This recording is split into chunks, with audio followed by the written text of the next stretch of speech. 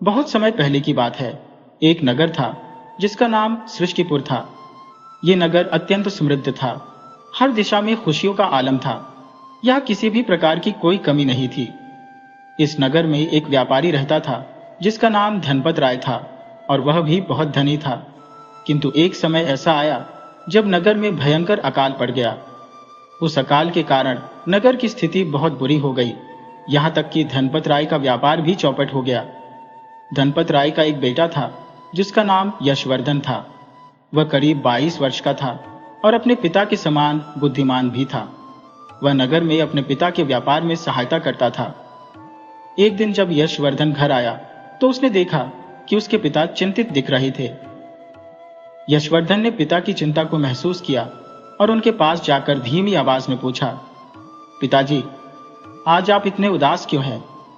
धनपत राय ने उसे समझाने की कोशिश की। नहीं बेटा, ऐसी कोई बात नहीं है। यशवर्धन ने फिर कहा, नहीं पिताजी, कोई ना कोई बात जरूर है। मुझे लग रहा है कि आप परेशान हैं। कृपया बताइए क्या हुआ है। धनपत राय कुछ कहने ही वाले थे कि तभी यशवर्धन की मां ने हस्तक्षेप किया और कहा, मैं बताती हूँ। पिछले 2 महीनों से अकाल के कारण हमारा व्यापार बुरी तरह प्रभावित हो रहा है और इसी वजह से तुम्हारे पिता चिंतित है। यशवर्धन ने आश्चर्य से कहा, क्या? लेकिन पिताजी, आपने मुझे पहले क्यों नहीं बताया? उसकी मां ने कहा, बेटा, बताने से क्या होता? अभी तुम जवान हो और तुम्हारे पिताजी बीमार रहते हैं, इसलिए वे किसी दूसरे नगर जाकर व्यापार भी नहीं कर सकते। धनपत राय ने अपनी पत्नी से कहा, मैंने तुमसे कहा था कि तुम इसे मत बताओ, लेकिन तुमने फिर भी इसे बता दिया।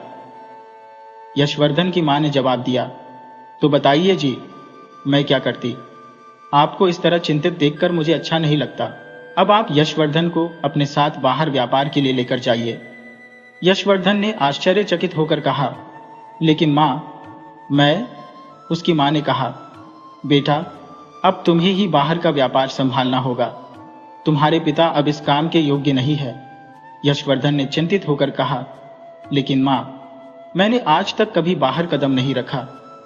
मुझे बाहर की दुनिया के बारे में कुछ भी नहीं पता। मैं कैसे जाऊंगा? धनपत राय ने अपनी पत्नी से कहा, पार्वती, तुम क्या बोल रही हो? यशवर्धन अभी बहुत छोटा है, क्या वह व्यापार कर पाएगा? यशवर्धन की मां ने दृढ़ता से कहा, क्यों नहीं कर पाएगा? आपने भी तो इससे कम उम्र में व्यापार शुरू किया था और यह भी कर सकता है। क्यों बेटा, सही कह रही हूं ना मैं? यशवर्धन ने अचानक हुई इस घटना को समझने की कोशिश की।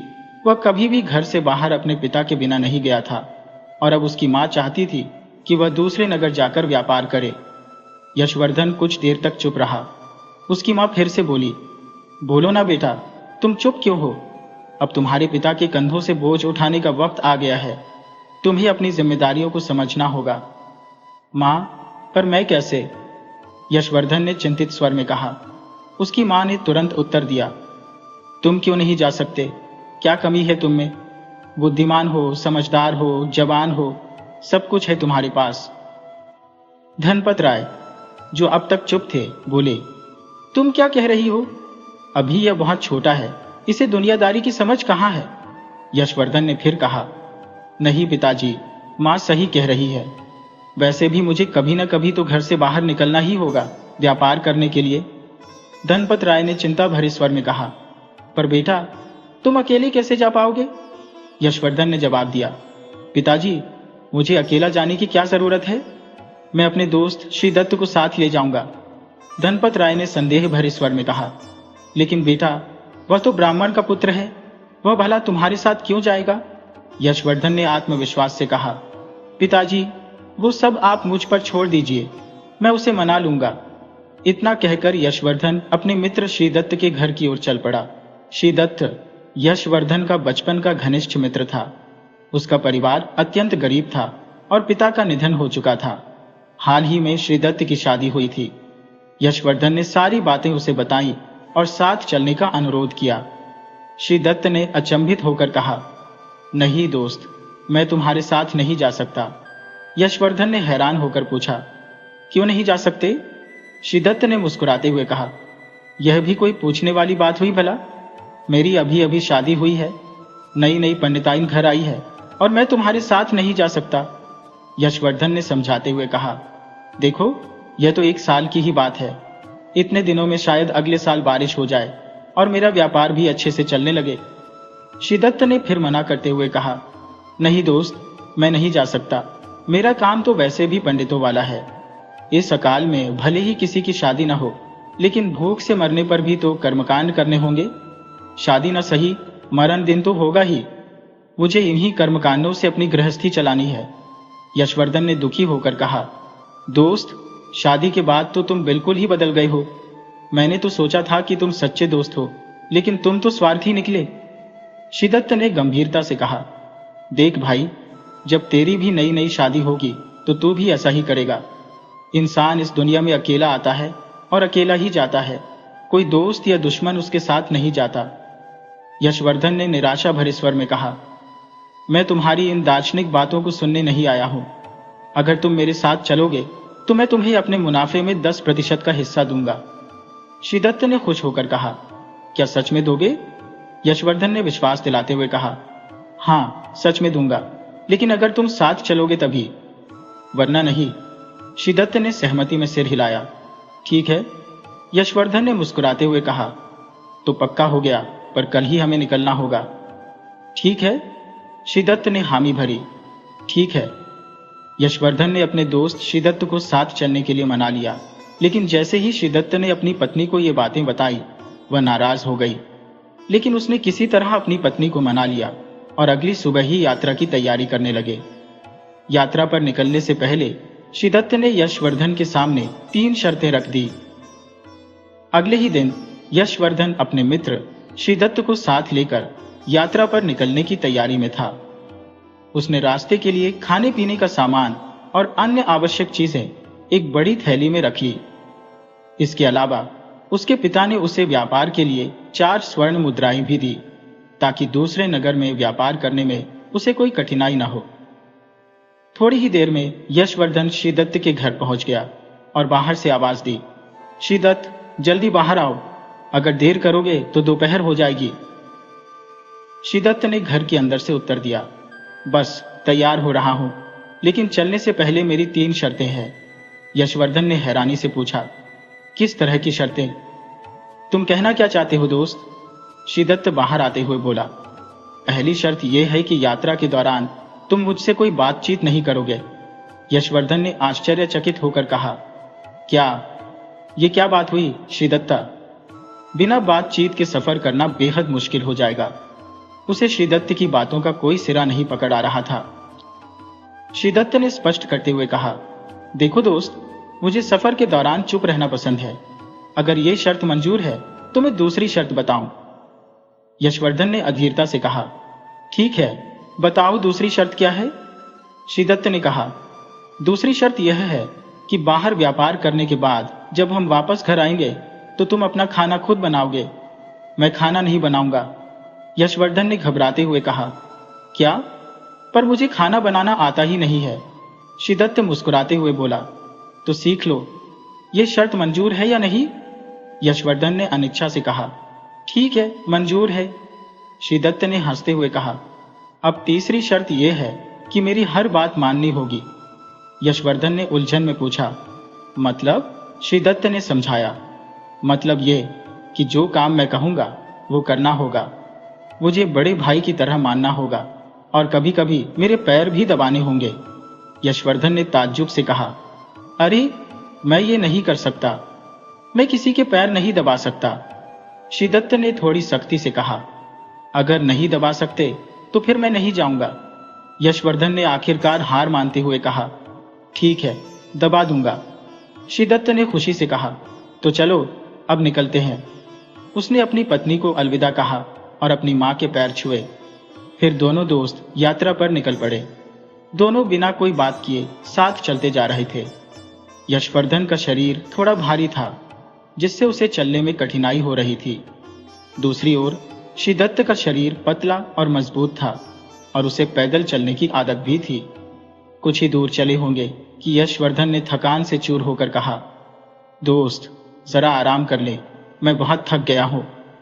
शिदत्त ने कहा, नहीं दोस्त, हम रुक नहीं सकते। थोड़ी देर में दोपहर होने वाली है, तब रुकेंगे। अभी रुकने का कोई फायदा नहीं। यशवर्धन ने निराशा से कहा, दोस्त, मैं सच में बहुत थक चुका हूं, जरा सा आराम कर लेते हैं। श्रीदत्त ने उसे याद दिलाते हुए कहा, याद है मैंने क्या कहा था? तुम्हें मेरी हर बात माननी होगी। अगर नहीं मानी तो मैं अभी वापस चला जाऊंगा। यशवर्धन ने भारी मन से कहा, ठीक है, जैसा तुम कहो। यशवर्धन के लिए अब चलना बेहद कठिन हो गया था, लेकिन वह अपनी मजबूरी में कुछ कर भी नहीं सकता था। श्रीदत्त, जो ब्राह्मण का पुत्र था, यात्रा के दौरान अपनी पत्नी की याद में खो गया, परंतु उसके लिए 1 साल यशवर्धन के साथ बिताना अनिवार्य था।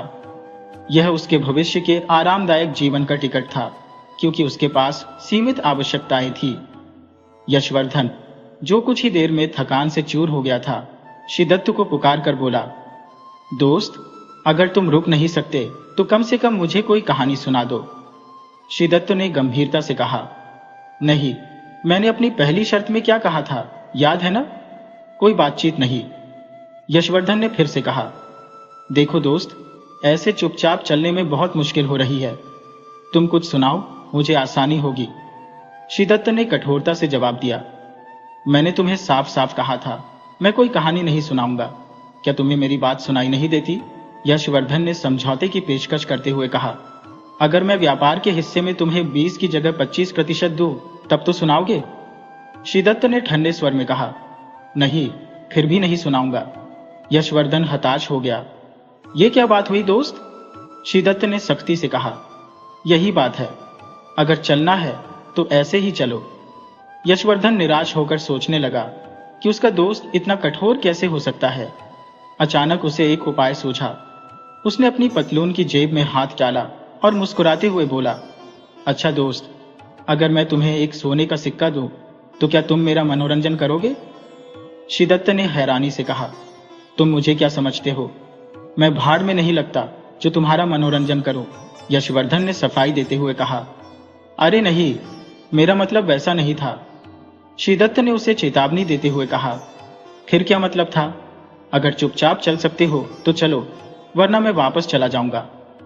यशवर्धन ने जल्दी से कहा, नहीं दोस्त, ऐसा मत करो, मैं तुम्हारी हर बात मानूंगा। वे दोनों बिना कुछ बोले फिर से चलने लगे। रास्ते में श्रीदत्त को फिर से अपनी पत्नी की याद आने लगी, जिससे वह थोड़ा उदास हो गया।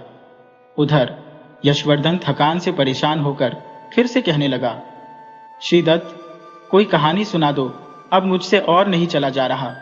श्रीदत्त ने हल्की मुस्कान के साथ कहा, ठीक है, सुनाऊंगा, लेकिन आज मुझे कोई कहानी याद नहीं आ रही। मैं सिर्फ एक छोटा सा कथन कह सकता हूं, लेकिन वो कथन तुम्हारे सोने के सिक्के से भी कीमती है। यशवर्धन ने नाराज होकर कहा, क्या तुम पागल हो गए हो? इस सोने के सिक्के की कीमत जानते हो? इससे तुम्हारा परिवार पूरा साल भर पेट खा सकता है। श्रीदत्त ने कहा, अगर तुम्हें मेरा कथन सुनना है तो पहले सोने का सिक्का दो। यशवर्धन ने असमंजस में पड़कर कहा, ऐसा क्यों कर रहे हो दोस्त? सुना दो ना। श्रीदत्त ने अपने रुख पर कायम रहते हुए कहा, मैंने कहा ना, पहले सोने का सिक्का दो, फिर सुनाऊंगा। यह सुनकर यशवर्धन कुछ देर के लिए चुप हो गया। उसे एहसास हो गया कि बिना सिक्के के ब्राह्मण पुत्र उससे कुछ भी नहीं कहेगा। उसने अनमने मन से अपनी पतलून से सोने का सिक्का निकाला और श्रीदत्त की ओर बढ़ाते हुए बोला, यह लो, अब सुनाओ।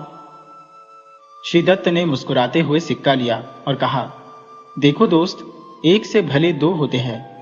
अगर कभी अकेला महसूस हो तो किसी साथी की तलाश करना। वह साथी कोई भी हो सकता है, इंसान, जानवर या कोई निर्जीव वस्तु, जैसे एक छड़ी। अब चलो, आगे बढ़ते हैं। श्रीदत्त के यह कहते ही यशवर्धन के मन में गुस्सा उमड़ पड़ा। उसने इतने कीमती सोने के सिक्के के बदले में ऐसी छोटी सी बात सुनी थी, लेकिन अब वह कुछ नहीं कर सकता था। सिक्का तो ब्राह्मण के पुत्र के हाथ में जा चुका था। अब व्यापारी का पुत्र यशवर्धन अपने आप को धोखे का शिकार महसूस कर रहा था। जैसे ही सोने का सिक्का ब्राह्मण के पुत्र श्रीदत्त के हाथ में आया, उसके मन में लालच की आग और भड़क उठी। यशवर्धन को श्रीदत्त पर बेहद गुस्सा आ रहा था, क्योंकि उसने कोई मनोरंजक कहानी सुनाने के बजाय एक मामूली सा कथन कह दिया। उसे जिस मनोरंजन की दरकार थी वह तो उसे मिला नहीं। और ऊपर से सोने का सिक्का भी कमवाना पड़ा। दोनों दोस्त बिना रुके लगातार आगे बढ़ते जा रहे थे। श्रीदत्त तेज कदमों से आगे बढ़ रहा था, जबकि यशवर्धन को चलने में खासी तकलीफ हो रही थी। कुछ दूर और चलने के बाद यशवर्धन ने एक बार फिर से कहा, दोस्त, कोई कहानी सुना दो, सफर आसानी से कट जाएगा। श्रीदत्त ने शांत स्वर में जवाब दिया, मैंने पहले ही कहा था, मेरे पास केवल कुछ कथन है जो कि कहानी से भी ज्यादा अनमोल है और तुम्हारे जीवन में काम आएंगे। अगर तुम चाहो तो मैं एक और सुनाऊं। यशवर्धन ने थोड़ी झुंझलाहट में कहा, सुनाओ यार। श्रीदत्त ने निस्वार्थ मुस्कान के साथ कहा, हाँ क्यों नहीं, लेकिन बदले में एक और सोने का सिक्का लगेगा। अगर मंजूर है तो बोलो।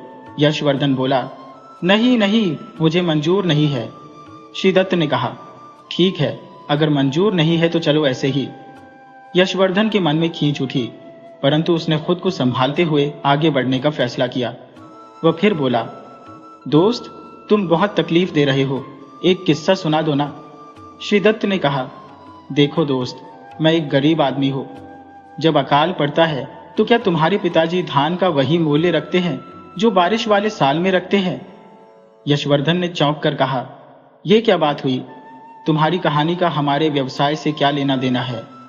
श्रीदत्त ने समझाया, देखो दोस्त, जब तुम्हारे पिताजी अकाल वाले साल धान का मूल्य कम नहीं करते तो फिर मैं अपने कथनों का मूल्य कम क्यों करूं?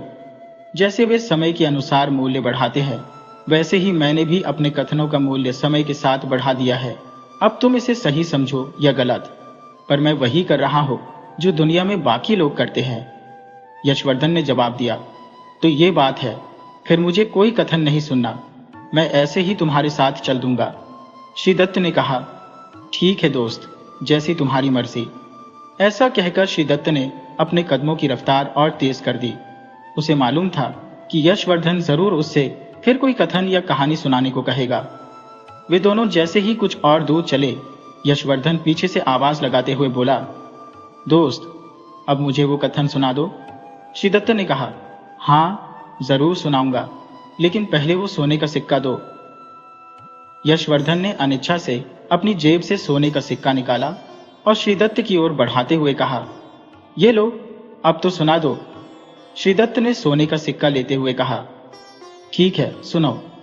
जब तुम किसी अजनबी के घर मेहमान बनकर जाओ और वहां शाम का खाना परोसा जाए तो पहला निवाला खाने से पहले किसी कुत्ते या बिल्ली को खिला देना। यशवर्धन ने हैरानी से पूछा, ऐसा क्यों? श्रीदत्त ने कहा, शास्त्रों में कहा गया है कि पहला निवाला खुद खाने से पहले किसी जीव को खिलाना चाहिए, इससे पुण्य मिलता है। यशवर्धन ने खींचते हुए कहा, और तुमने इस बात के लिए मुझसे एक सोने का सिक्का ले लिया? श्रीदत्त ने गंभीरता से कहा, यशवर्धन, इस बात को भूलना मत। अभी यह बात तुम्हें छोटी लग रही है, लेकिन आगे चलकर शायद तुम्हारे काम आ जाए। चलो अब आगे बढ़ते हैं। यशवर्धन के मन में श्रीदत्त के प्रति गुस्सा उबल रहा था, पर वह कुछ कर नहीं सकता था। 2 बार वह पहले ही धोखा खा चुका था। थोड़ी दूर और बढ़ने के बाद यशवर्धन ने श्रीदत्त को फिर आवाज लगाते हुए कहा, दोस्त, अब मैं थक गया हूं, दोपहर भी होने वाली है, क्या हम थोड़ी देर के लिए रुक सकते हैं? श्रीदत्त ने दृढ़ता से कहा, नहीं दोस्त, हमें इस जंगल को पार करना है। रास्ते में एक घना जंगल आएगा जहां बहुत सारे जंगली जानवर रहते हैं। अगर हमने दिन में उस जंगल को पार नहीं किया तो हम मारे जा सकते हैं, इसीलिए हम रुक नहीं सकते। यशवर्धन ने हताश होकर कहा, लेकिन दोस्त, मैं सचमुच थक चुका हूं। श्रीदत्त ने ठंडे स्वर में जवाब दिया, तो मैं क्या कर सकता हूं? इसका कोई उपाय मेरे पास नहीं है।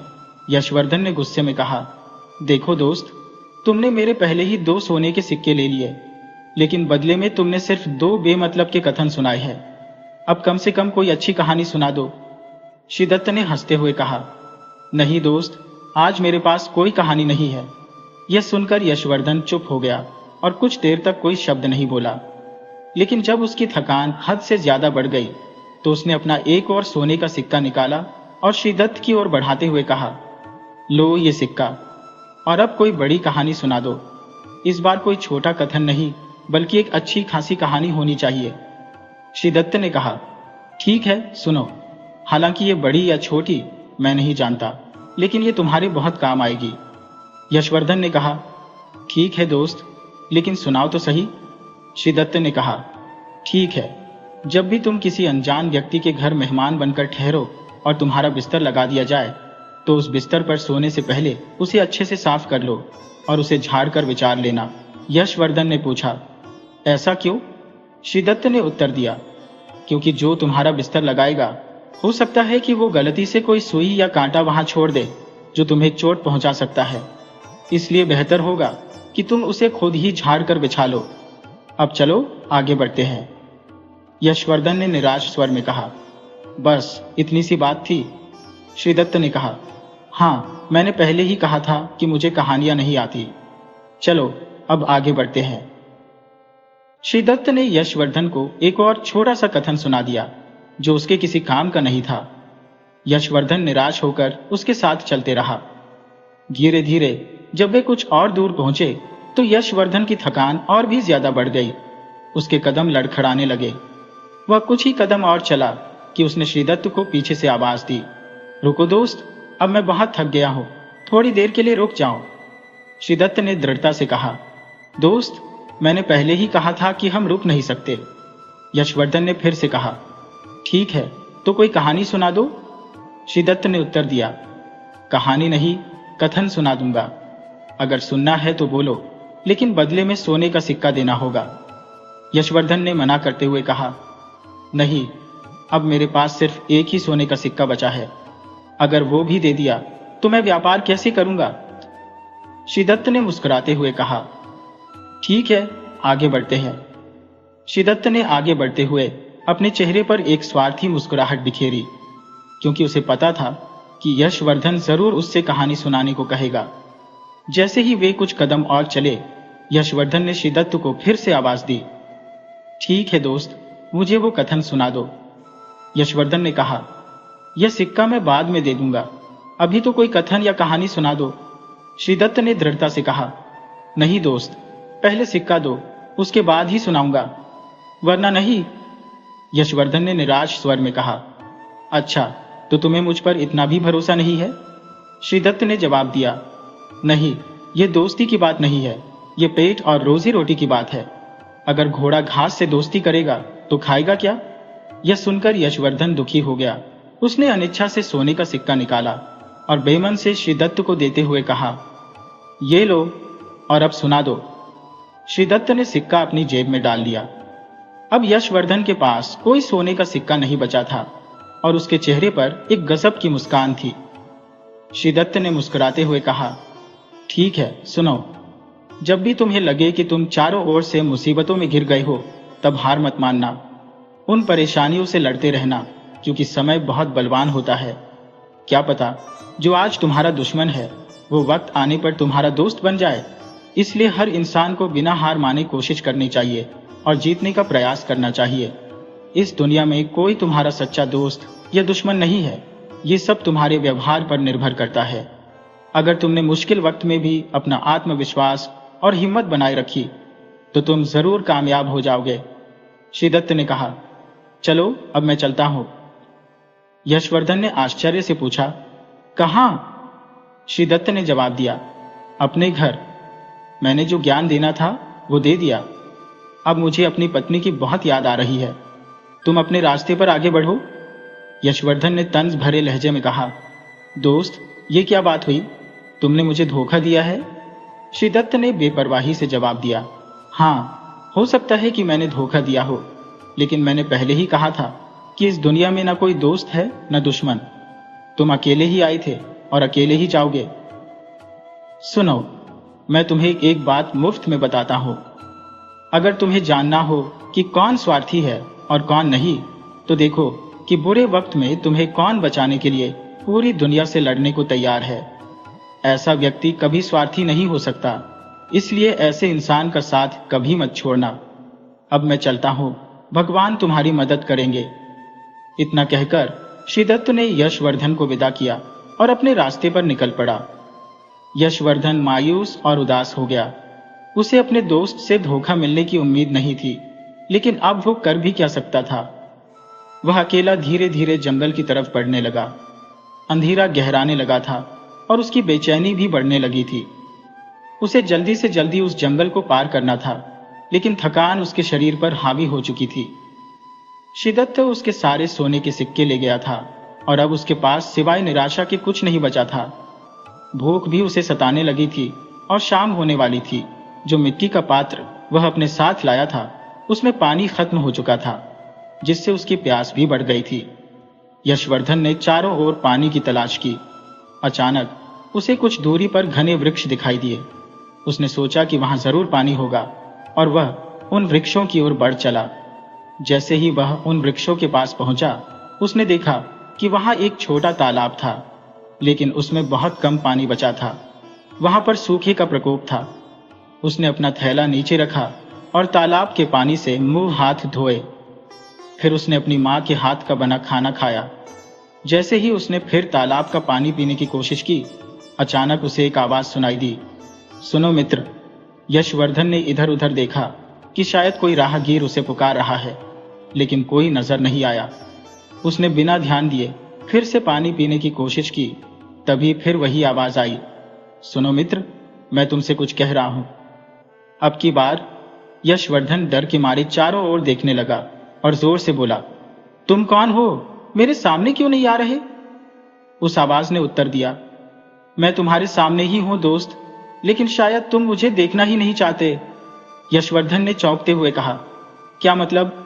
मुझे तो कुछ भी नजर नहीं आ रहा। उस आवाज ने कहा, नीचे देखो मित्र। यशवर्धन ने डरते हुए नीचे की तरफ देखा तो उसे एक कछुआ पानी से बाहर आता हुआ दिखाई दिया। उसने घबराते हुए पूछा, तुम कौन हो? क्या तुम कोई यक्ष हो? कछुआ हंसते हुए बोला, नहीं दोस्त, मैं न कोई गंधर्व हूं न यक्ष, मैं तो बस एक साधारण कछुआ हूं। क्या तुम मेरी मदद करोगे?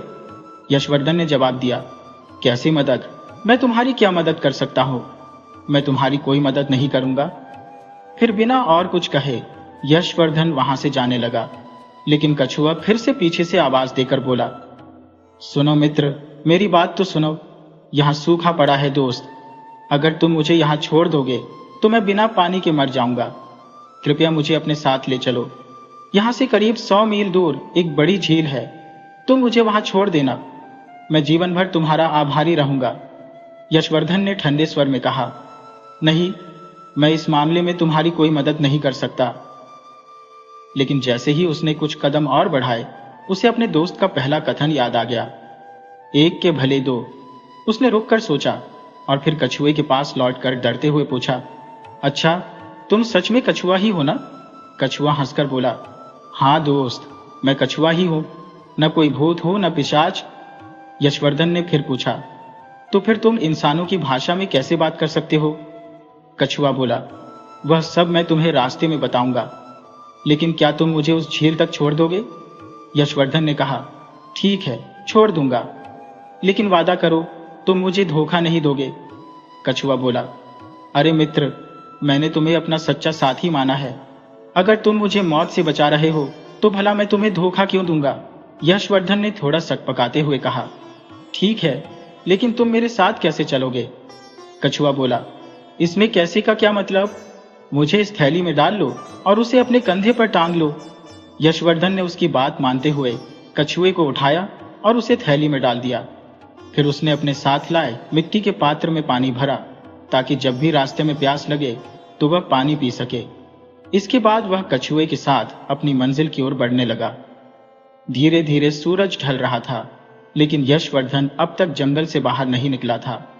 इस कारण वह बेचैन हो रहा था और उसने धीरे से कछुए से पूछा, अच्छा, तुमने यह तो बताया ही नहीं कि तुम इंसानों की भाषा कैसे बोल लेते हो? कछुआ मुस्कुराते हुए बोला, यह तो एक वरदान है। यशवर्धन ने उत्सुकता से पूछा, मतलब?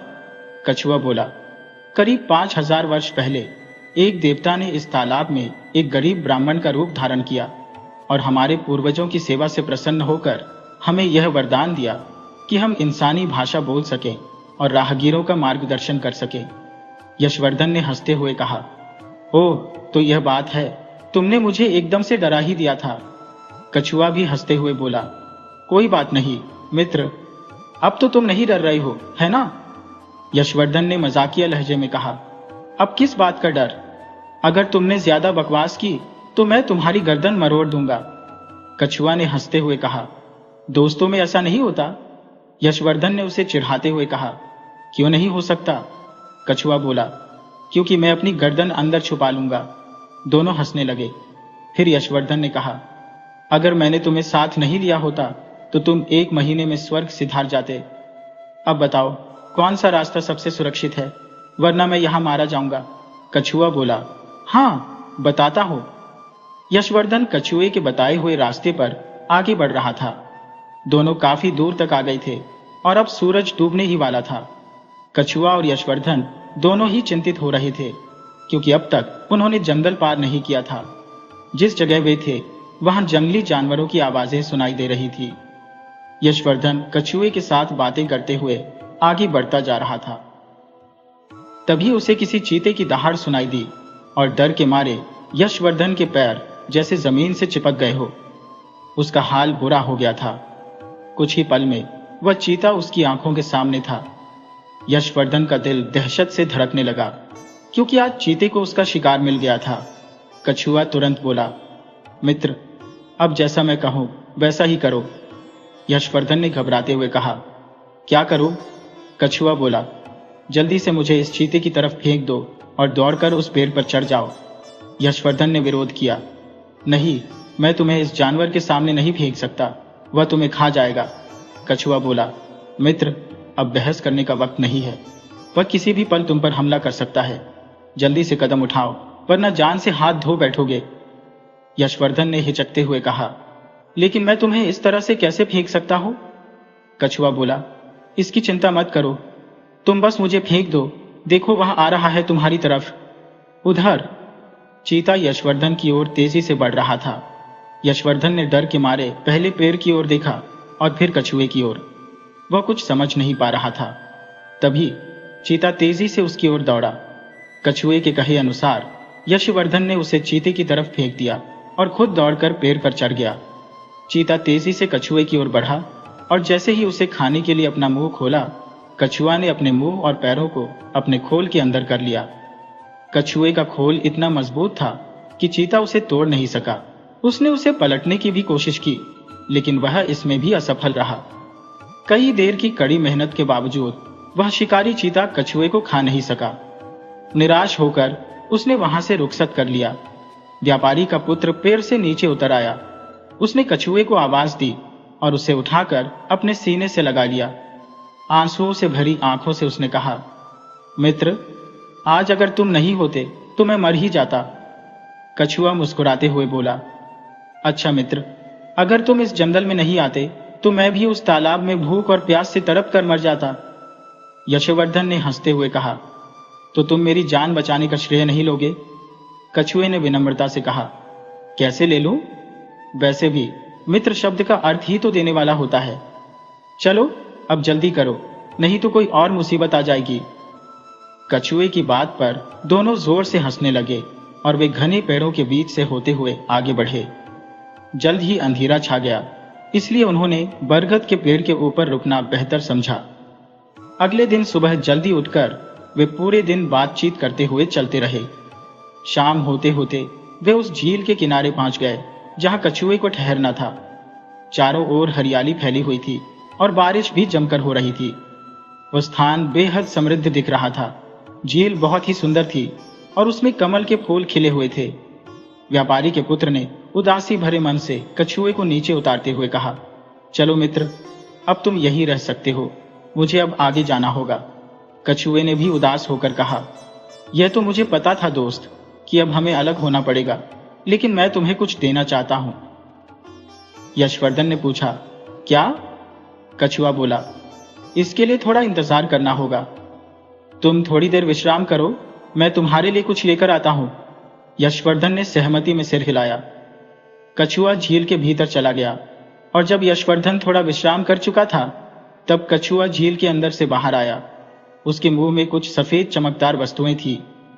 जब व्यापारी का पुत्र कछुए के पास पहुंचा तो कछुए ने मुंह खोलकर बाहर 5 मोती उगले। यशवर्धन ने आश्चर्य से उन मोतियों को देखा।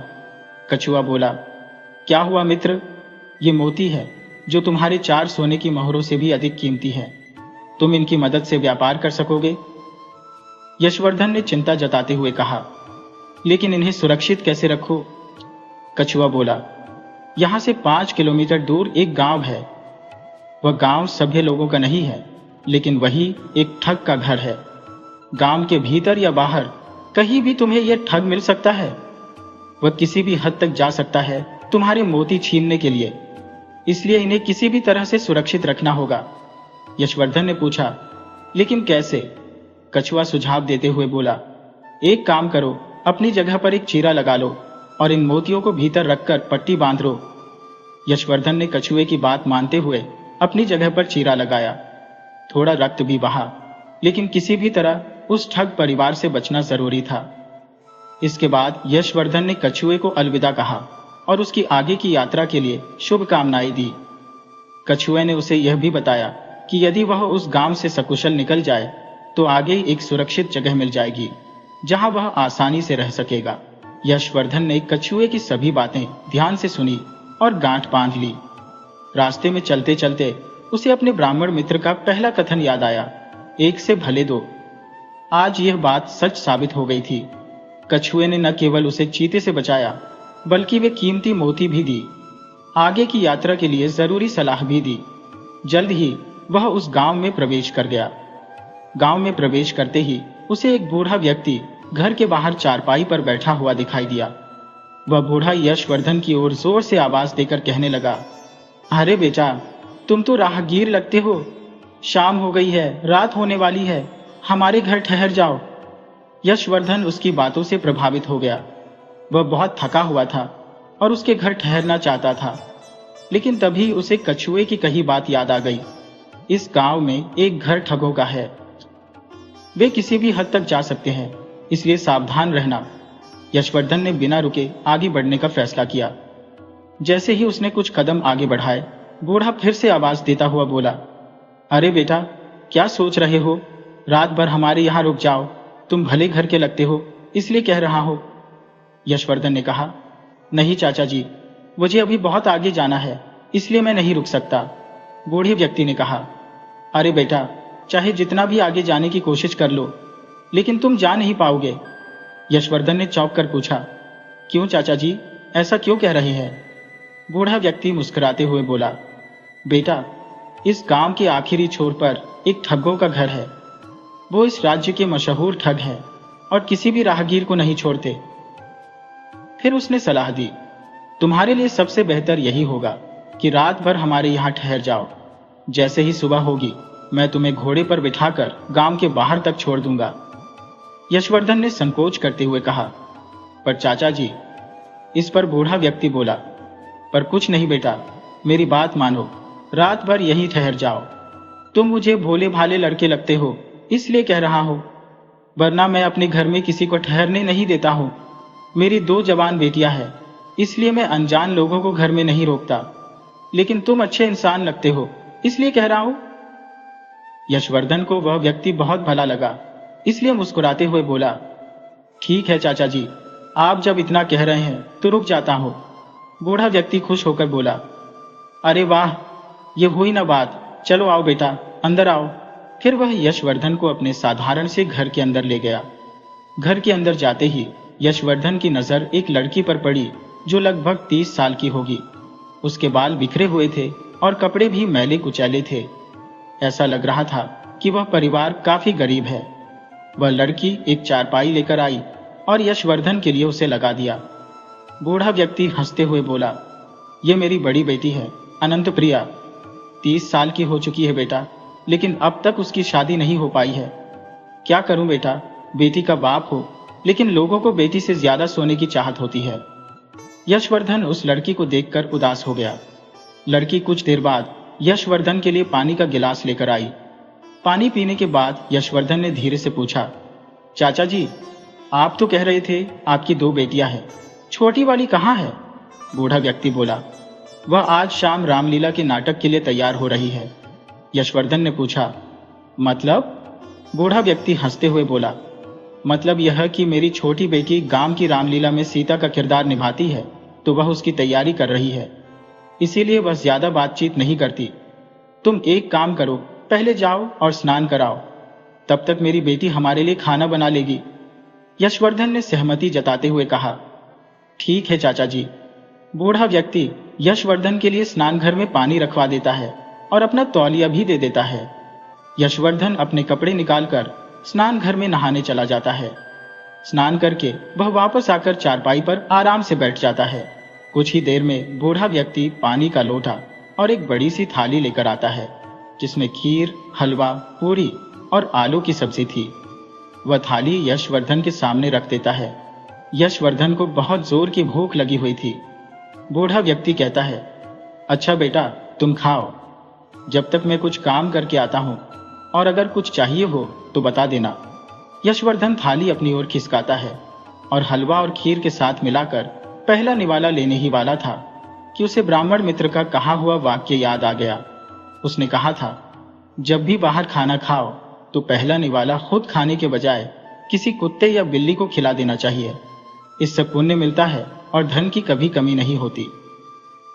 यशवर्धन ने तुरंत इधर उधर नजर दौड़ाई और देखा कि एक बिल्ली उसके पास बैठी थी। उसने निवाला उठाकर बिल्ली की तरफ फेंक दिया। बिल्ली ने झट से निवाला खाया, लेकिन जैसे ही यशवर्धन अगला निवाला अपने मुंह में लेने लगा, वह बिल्ली तड़पने लगी और मर गई। यशवर्धन का दिल दहल गया और वह डर के मारे कांपने लगा। उसे अब समझ में आ गया कि वह घर किसी साधारण व्यक्ति का नहीं, बल्कि एक ठग का है। ये वही ठग है जिसके बारे में कछुए ने उसे आगाह किया था। ठग और उसकी बेटी को शायद उसकी मोतियों के बारे में पता चल गया था, इसलिए उन्होंने उसके खाने में जहर मिला दिया था। अब यशवर्धन एक बड़ी मुसीबत में फंस गया था। कछुए के अनुसार उस घर से बाहर निकलना न केवल कठिन था, बल्कि असंभव भी था। भय के मारे यशवर्धन की स्थिति बुरी तरह से जर्जर हो गई। उसने कांपते हाथों से बिल्ली को उठाया और दीवार के पार फेंक दिया। खाने की थाली को भी उसने दीवार के दूसरी ओर उछाल दिया। फिर उसने अपने हाथ धोए और पानी पीकर एक जोर की नकली डकार ली, ताकि ठग को लगे कि उसने भोजन कर लिया है। यशवर्धन अब सोच रहा था कि कोई भी मुसीबत कभी भी आ सकती है, लेकिन वह नहीं जानता था कि यह मुसीबत कैसी होगी, जवानी की या वृद्धावस्था की या फिर शांतिपूर्वक बैठने की। इधर बूढ़ा ठग और उसकी 30 वर्षीय बेटी उसके मरने का इंतजार कर रहे थे। ठग ने गंभीरता से पूछा, बेटी, तुमने कहा था कि तुमने खाने में बहुत सारा जहर मिला दिया है, लेकिन वह मरा नहीं, इसका क्या कारण है? अनंत प्रिया ने कहा, पिताजी, मैंने तो जहर डाला था, लेकिन वह बेजान क्यों नहीं हुआ? लगता है वह तो किसी खास मिट्टी का बना है जो इतना जहर भी सहन कर गया।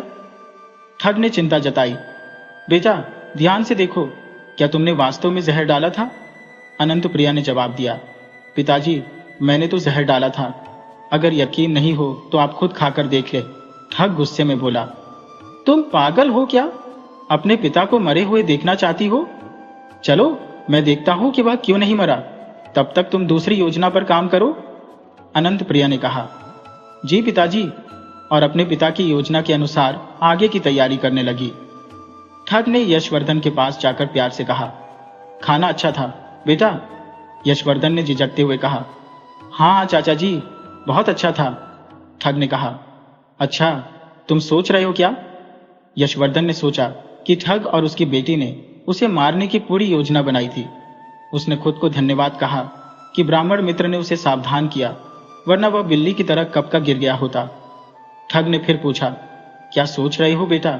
यशवर्धन ने मुस्कुराते हुए कहा, चाचा जी, मैं सोच रहा था कि क्या आप ऐसा स्वादिष्ट भोजन सभी मेहमानों के लिए बनाते हैं या सिर्फ मेरे लिए? ठग ने हिचकिचाते हुए कहा, हाँ, सभी के लिए बनाते हैं। मेहमान भगवान का रूप होते हैं। यशवर्धन ने सोचा, तो आप सभी को जहर का भोजन कराते हैं और खुद को भगवान मानते हैं। ठग ने कहा, क्या सोच रहे हो बेटा? यशवर्धन ने कहा, कुछ नहीं चाचा जी।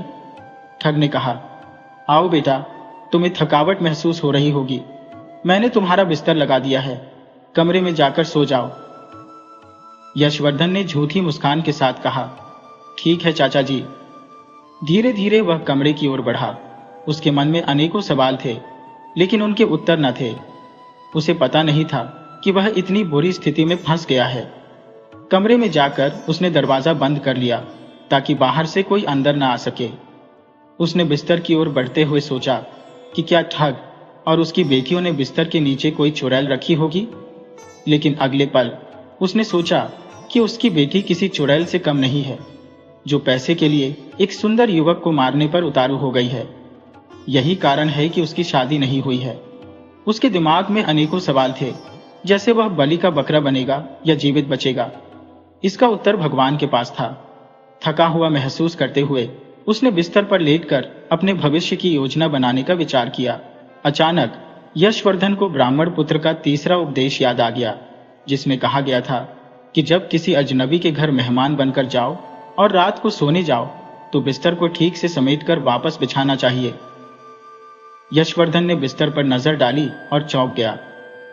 बिस्तर मचान पर रखा हुआ था, जो लकड़ी की बजाय कच्चे धागों से बुना गया था। नीचे एक तलघर था, जो उस कमरे से लगभग 20 फीट गहरा था। तलघर में एक बड़ी तेल की कढ़ाई चढ़ाई गई थी, जिसमें तेल गर्म हो रहा था। आग की लपटें और तेल की गर्मी को ऊपर तक महसूस किया जा सकता था।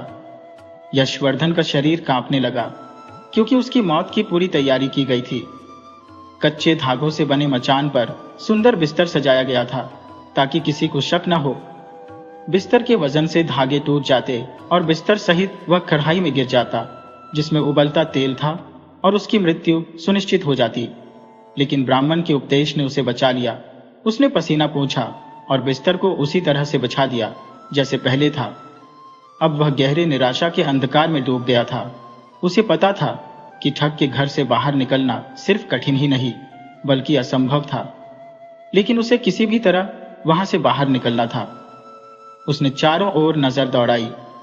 एक खिड़की दिखाई दी, लेकिन जब उसने खिड़की खोली तो पाया कि घर जमीन से कम 20 फीट ऊपर बना था। वहां तक पहुंचना बहुत कठिन था। निराश होकर उसने खिड़की को फिर से बंद कर दिया। वहीं कुछ समय बीत जाने के बाद भी जब यशवर्धन कढ़ाई में नहीं गिरा, तो ठग और उसकी बेटी रूपवती के कमरे में गए। रूपवती अपने बाल संवार रही थी। वह बेहद सुंदर थी और उसकी खूबसूरती के बावजूद वह अपने काम में बहुत दक्ष थी। ठग परिवार की यह सबसे कुशल ठगनी थी, जो जितनी सुंदर थी उतनी ही निर्दयी भी थी। कितने ही निर्दोष लोगों की उसने जान ली थी। जब ठग उसके पास पहुंचा तो रूपवती ने शैतानी मुस्कान के साथ कहा, पिताजी, कभी खुद से भी काम कर लिया कीजिए। जब भी कोई बड़ा मेहमान आता है, आप उसे मुझसे निपटाने का काम देते हैं। अनंत प्रिया ने कहा, छुटकी, आज का मेहमान बहुत चतुर है। एक तो हमें अब तक यह पता नहीं चला कि उसने अपना धन कहाँ छुपा रखा है। दूसरा, उसने हमारी दोनों योजनाओं को नाकाम कर दिया है। रूपवती ने कहा, ठीक है, मैं जाती हूँ, देखती हो वह मेरे रूप से कैसे प्रभावित होकर सब कुछ सच सच नहीं बता देता। ठग ने कहा, जाओ बेटी, मेरा आशीर्वाद तुम्हारे साथ है। रूपवती ने एक बड़ा खंजर और बेहोशी की दवाई की डिब्बी अपने साथ ले ली। फिर उसने दूध का गिलास हाथ में लिया और यशवर्धन के कमरे की ओर बढ़ी। यशवर्धन कमरे के कोने में उदास बैठा था और घर से बाहर निकलने की योजना बना रहा था, लेकिन उसके दिमाग में कोई ठोस विचार नहीं आ रहा था। अचानक दरवाजे पर खटखटाहट सुनकर यशवर्धन ने डरते हुए दरवाजे की ओर बढ़ा और कांपती आवाज में पूछा, कौन है? बाहर से आवाज आई, मैं रूपवती हूँ, आपके लिए दूध लाई हूँ। यशवर्धन ने जवाब दिया, मैं दूध नहीं पीता। रूपवती ने कहा, ठीक है, दरवाजा खोलिए। अगर आप दूध नहीं पीते तो भी दरवाजा खोलिए। यशवर्धन ने डरते हुए दरवाजा खोला और रूपवती को देखकर हैरान रह गया। वह साड़ी में किसी अप्सरा से कम नहीं लग रही थी और उसके चेहरे पर कातिलाना मुस्कान थी। रूपवती ने दरवाजा बंद किया और मुस्कुराते हुए कहा, आप अब तक सोए नहीं? मेरी बहन ने आपके लिए कितना सुंदर बिस्तर सजाया है। यशवर्धन ने कहा, हाँ, बिस्तर बहुत अच्छा है। आपकी बहन ने हमारे लिए अच्छा खाना बनाया। अगर बिल्ली मेरे पास ना होती तो मैं कब का गिर चुका होता। अगर मैंने बिस्तर को झाड़ा नहीं होता तो मैं अब तक तेल में तला गया होता।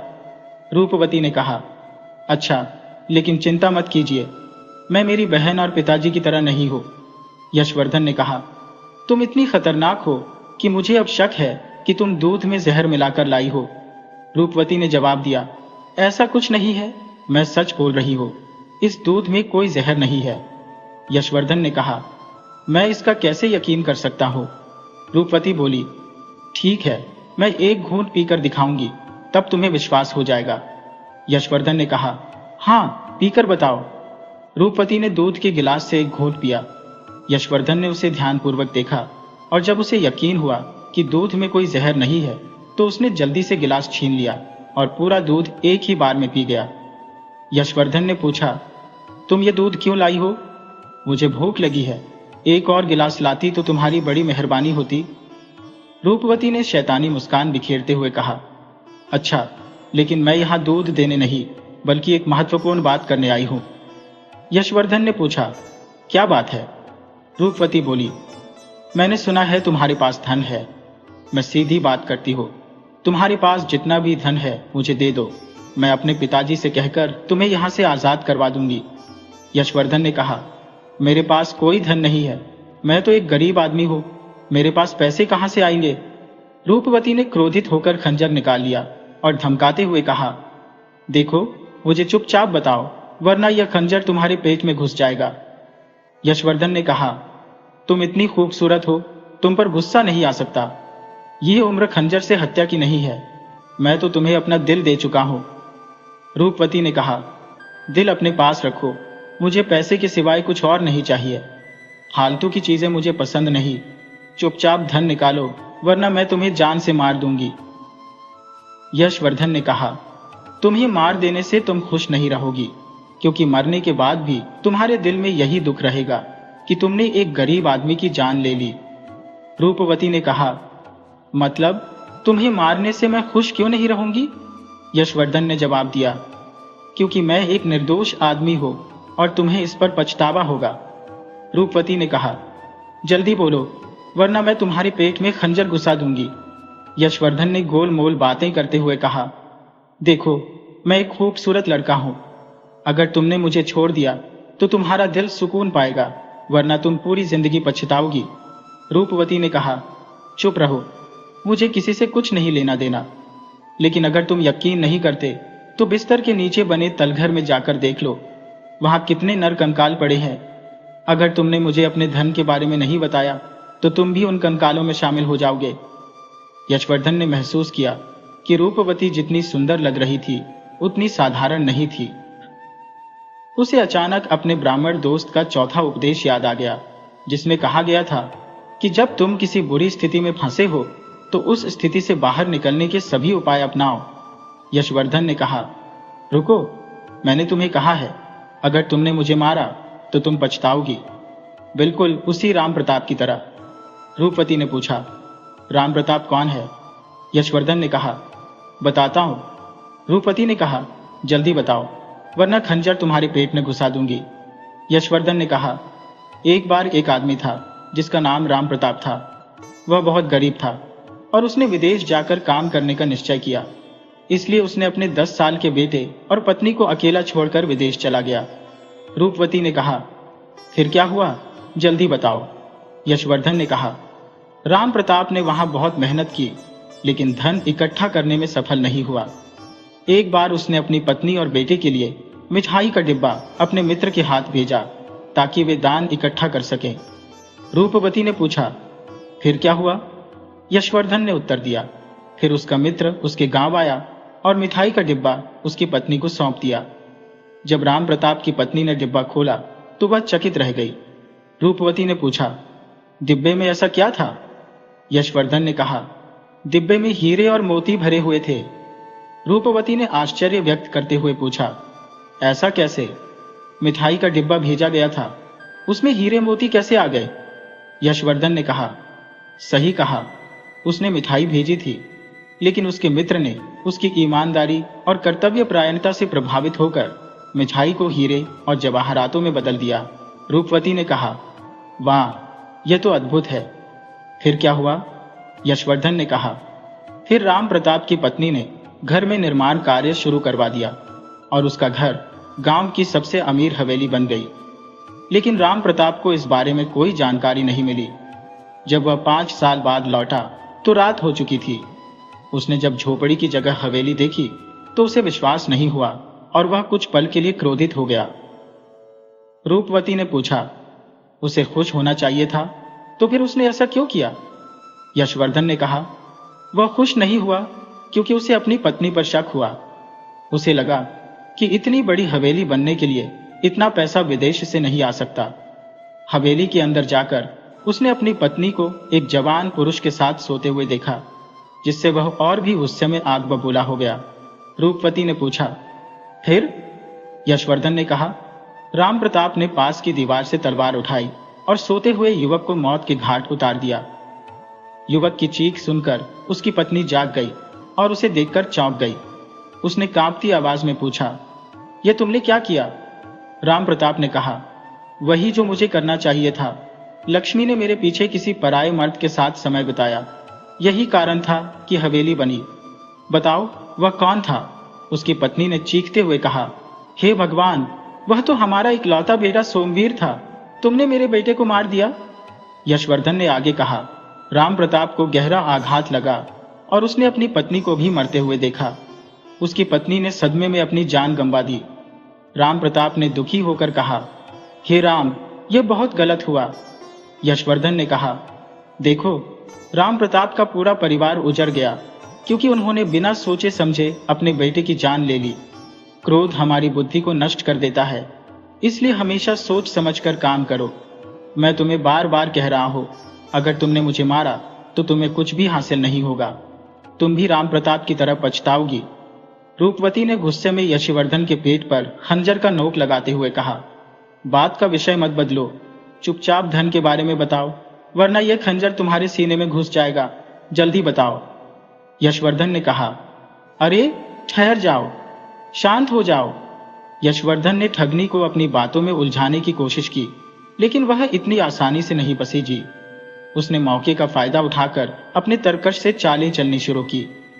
रात का दूसरा पहर शुरू हो चुका था और यशवर्धन को किसी भी तरह से वहां से निकलना था।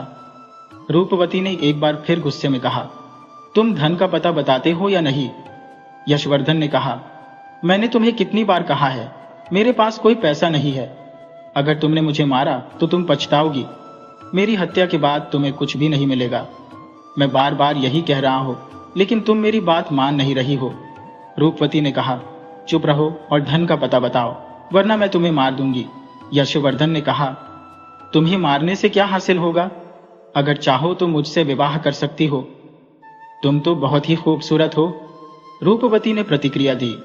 ठीक है, लेकिन अब एक प्रेम कहानी सुनाओ, और ध्यान रहे कि कहानी का अंत दुखद न हो, नहीं तो मैं तुम्हारे सीने में खंजर घोंप दूंगी। यशवर्धन ने महसूस किया कि ठगनी उसकी कहानियों से प्रभावित हो रही है, इसलिए उसने ठगनी को पराजित करने के लिए अगला कदम उठाने का निर्णय लिया। उसकी नजर अचानक उस नशे की दवा की डिब्बी पर पड़ी जो उसने बेहोशी लाने के लिए लाई थी। जब यशवर्धन ने कुछ नहीं कहा तो रूपवती ने गुस्से में आकर कहा, या तो कहानी सुनाओ या तुम्हें अभी मार दो। यशवर्धन ने कहा, मैं कहानी सुनाऊंगा, लेकिन पहले यह बताओ कि तुम्हारे हाथ में यह डिब्बा किस चीज का है? रूपवती ने कहा, यह डिब्बा मैंने तुम्हें बेहोश करने के लिए लाया था। यशवर्धन ने पूछा, इसमें ऐसा क्या है जो लोगों को बेहोश कर देता है? रूपवती ने जवाब दिया, यह तो बहुत आसान है। उसने डिब्बा खोला और कहा, इस दवा को खोलकर इसकी गंध को उस व्यक्ति की नाक के पास ले जाओ जिसे बेहोश करना हो। यशवर्धन ने कहा, रुको, तुम्हें भी इसके प्रभाव का अनुभव करना चाहिए। रूपवती ने अज्ञानतावश दवा की गंध ली और तुरंत बेहोश हो गई। यशवर्धन ने मुस्कुराते हुए कहा, अरे वाह, तुम तो जल्दी ही नींद में चली गई। अब उसे घर से जल्दी निकलना था क्योंकि रात का चौथा पहर शुरू होने वाला था। वह रस्सी की खोज में इधर उधर घूमने लगा। अचानक रूपवती की बड़ी बहन की नींद खुल गई और उसने बाहर आकर यशवर्धन की तलाश शुरू की। यशवर्धन ने रस्सी ढूंढ ली थी, लेकिन अनंत प्रिया के कमरे से बाहर आने पर उसकी धड़कनें तेज हो गईं। अनंत प्रिया ने यशवर्धन के कदमों की आहट सुनी और उसकी ओर बढ़ी। यशवर्धन अंधेरे कोने में छिप गया। जब अनंत प्रिया ने आवाज लगाई तो यशवर्धन ने हिम्मत जुटाकर दवा की डिब्बी खोली और उसके मुंह पर लगा दिया, जिससे वह भी बेहोश हो गई। यशवर्धन ने धैर्यपूर्वक अनंत प्रिया को भी बेहोश किया और रस्सी को उठाकर कमरे में गया। उसने रस्सी को चारपाई से बांधकर अपना सामान पीछे लटकाया और खिड़की से बाहर उतरने से पहले मुस्कुराते हुए कहा, अलविदा ठगनी, तुम्हें हराने का मजा आया। फिर उसने अस्तबल में जाकर एक पतले घोड़े को निकाल लिया और उस पर सवार होकर उज्जैन की ओर रवाना हो गया। रूपवती और उसके परिवार को पता चला कि लड़का भाग गया है तो उन्हें अपनी मूर्खता पर गुस्सा आया, विशेष रूप से रूपवती को, जिसने अपनी सुंदरता और बुद्धिमत्ता पर घमंड किया था। एक व्यापारी के पुत्र ने उसके सभी मंसूबों को ध्वस्त कर दिया था। यशवर्धन ने उज्जैन में अपने व्यापार की नींव रखी और एक व्यापारी की पुत्री से विवाह भी किया। 2 साल के अंतराल पर यशवर्धन अपने माता पिता से मिलने अपने नगर सृष्टिपुर आया। उसके माता पिता उसकी बहादुरी और बुद्धिमत्ता पर गर्वित थे। अब उनका व्यापार पुनः सुव्यवस्थित हो गया था। यशवर्धन ने यह सिद्ध कर दिया कि धैर्य और समझदारी से काम लेकर सबसे कठिन परिस्थितियों में भी विजय प्राप्त की जा सकती है।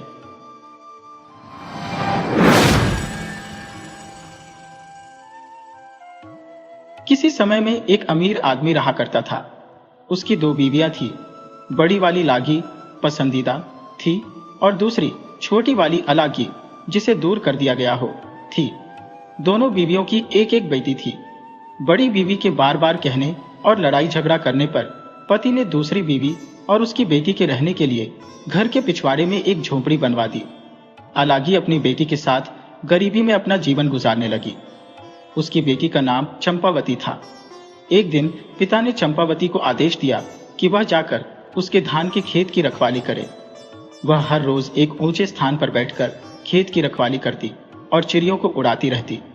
इसी तरह कई दिन गुजर गए। एक दिन धान की रखवाली करने के लिए जब वह उस ऊंचे स्थान पर चढ़ी तो उसने गाना गाना शुरू कर दिया, बटेरो, यहां से चली जाओ, मेरे धान को मत खाओ, उसके बदले में तुम्हें भुना हुआ चावल दूंगी। जब उसने ऐसा कहा तो जंगल में से किसी का जवाब आया, मैं तो धान खाऊंगा और चावल भी। मैं चंपावती से शादी करूंगा और उसे अपने घर ले जाऊंगा। यह सुनकर हैरानी से चंपावती ने इधर उधर देखा, पर उसे वहां कोई नजर नहीं आया। शाम को घर लौटकर चंपावती ने अपनी मां को सारी बात बताई। अगले दिन उसकी मां भी उसके साथ खेतों पर गई कि क्या वास्तव में ऐसा हुआ था। उसकी मां ने चंपावती को वही गाना गाने को कहा। जैसे ही उसने गाना गाया, जंगल से वही उत्तर आया। उसकी मां को इतना आश्चर्य हुआ कि उसने चंपावती को फिर से गाना गाने को कहा और फिर वैसा ही जवाब उन्हें मिला। मां और बेटी दोनों घर लौट आई। अलागी ने इस बारे में अपने पति को बताया। तब अगले दिन वह अलागी, चंपावती और कुछ पड़ोसियों के साथ खेत पर गया। जब चंपा से गाने को कहा गया तो उसने वैसा ही किया। फिर से वही जवाब आया। जवाब कौन दे रहा है, यह जानने के लिए वे सब जंगल में गए, पर वहां उन्हें कोई दिखाई नहीं दिया। उसके बाद चंपा के पिता ने जंगल की तरफ देखते हुए कहा, अगर तुम सच में चंपावती से शादी करना चाहते हो तो हमारे सामने आओ। मैं वादा करता हूं कि उसके साथ तुम्हारी शादी कर दूंगा। यह सुनकर एक विशालकाय अजगर बाहर निकला। लोग उसे देख डरकर भागने लगे, पर चंपा के पिता ने उन्हें समझाया कि डरे नहीं, यहीं रुके रहे, तो वे सब वापस आ गए। उसने अजगर को अपने घर आने का निमंत्रण दिया। अलागी और उसकी बेटी दोनों जोर जोर से रोने लगी। अलागी ने अपने पति से विनती की कि वह चंपावती की शादी अजगर से न करे, पर लागी की सलाह पर उसने अजगर से चंपावती की शादी कर दी और अपनी पत्नी, बेटी और दामाद के रहने के लिए एक नए घर की व्यवस्था भी कर दी। लागी यह सोचकर बहुत खुश हुई कि अब रात को अजगर चंपावती को निगल लेगा। अजगर को चंपावती के साथ एक ही कमरे में रखा गया। यह सोचकर कि अब वह उसे निगल लेगा, चंपावती ईश्वर से प्रार्थना करने लगी। अगली सुबह उसकी मां घबराई हुई जब चंपावती के कमरे में गई तो देखा कि उसकी बेटी तो सोने के आभूषणों से सजी हुई है, पर अजगर उसे कहीं दिखाई नहीं दिया। जब मां ने बेटी को जगाया तो स्वयं को सोने के आभूषणों से सजी देख उसकी खुशी का ठिकाना न रहा।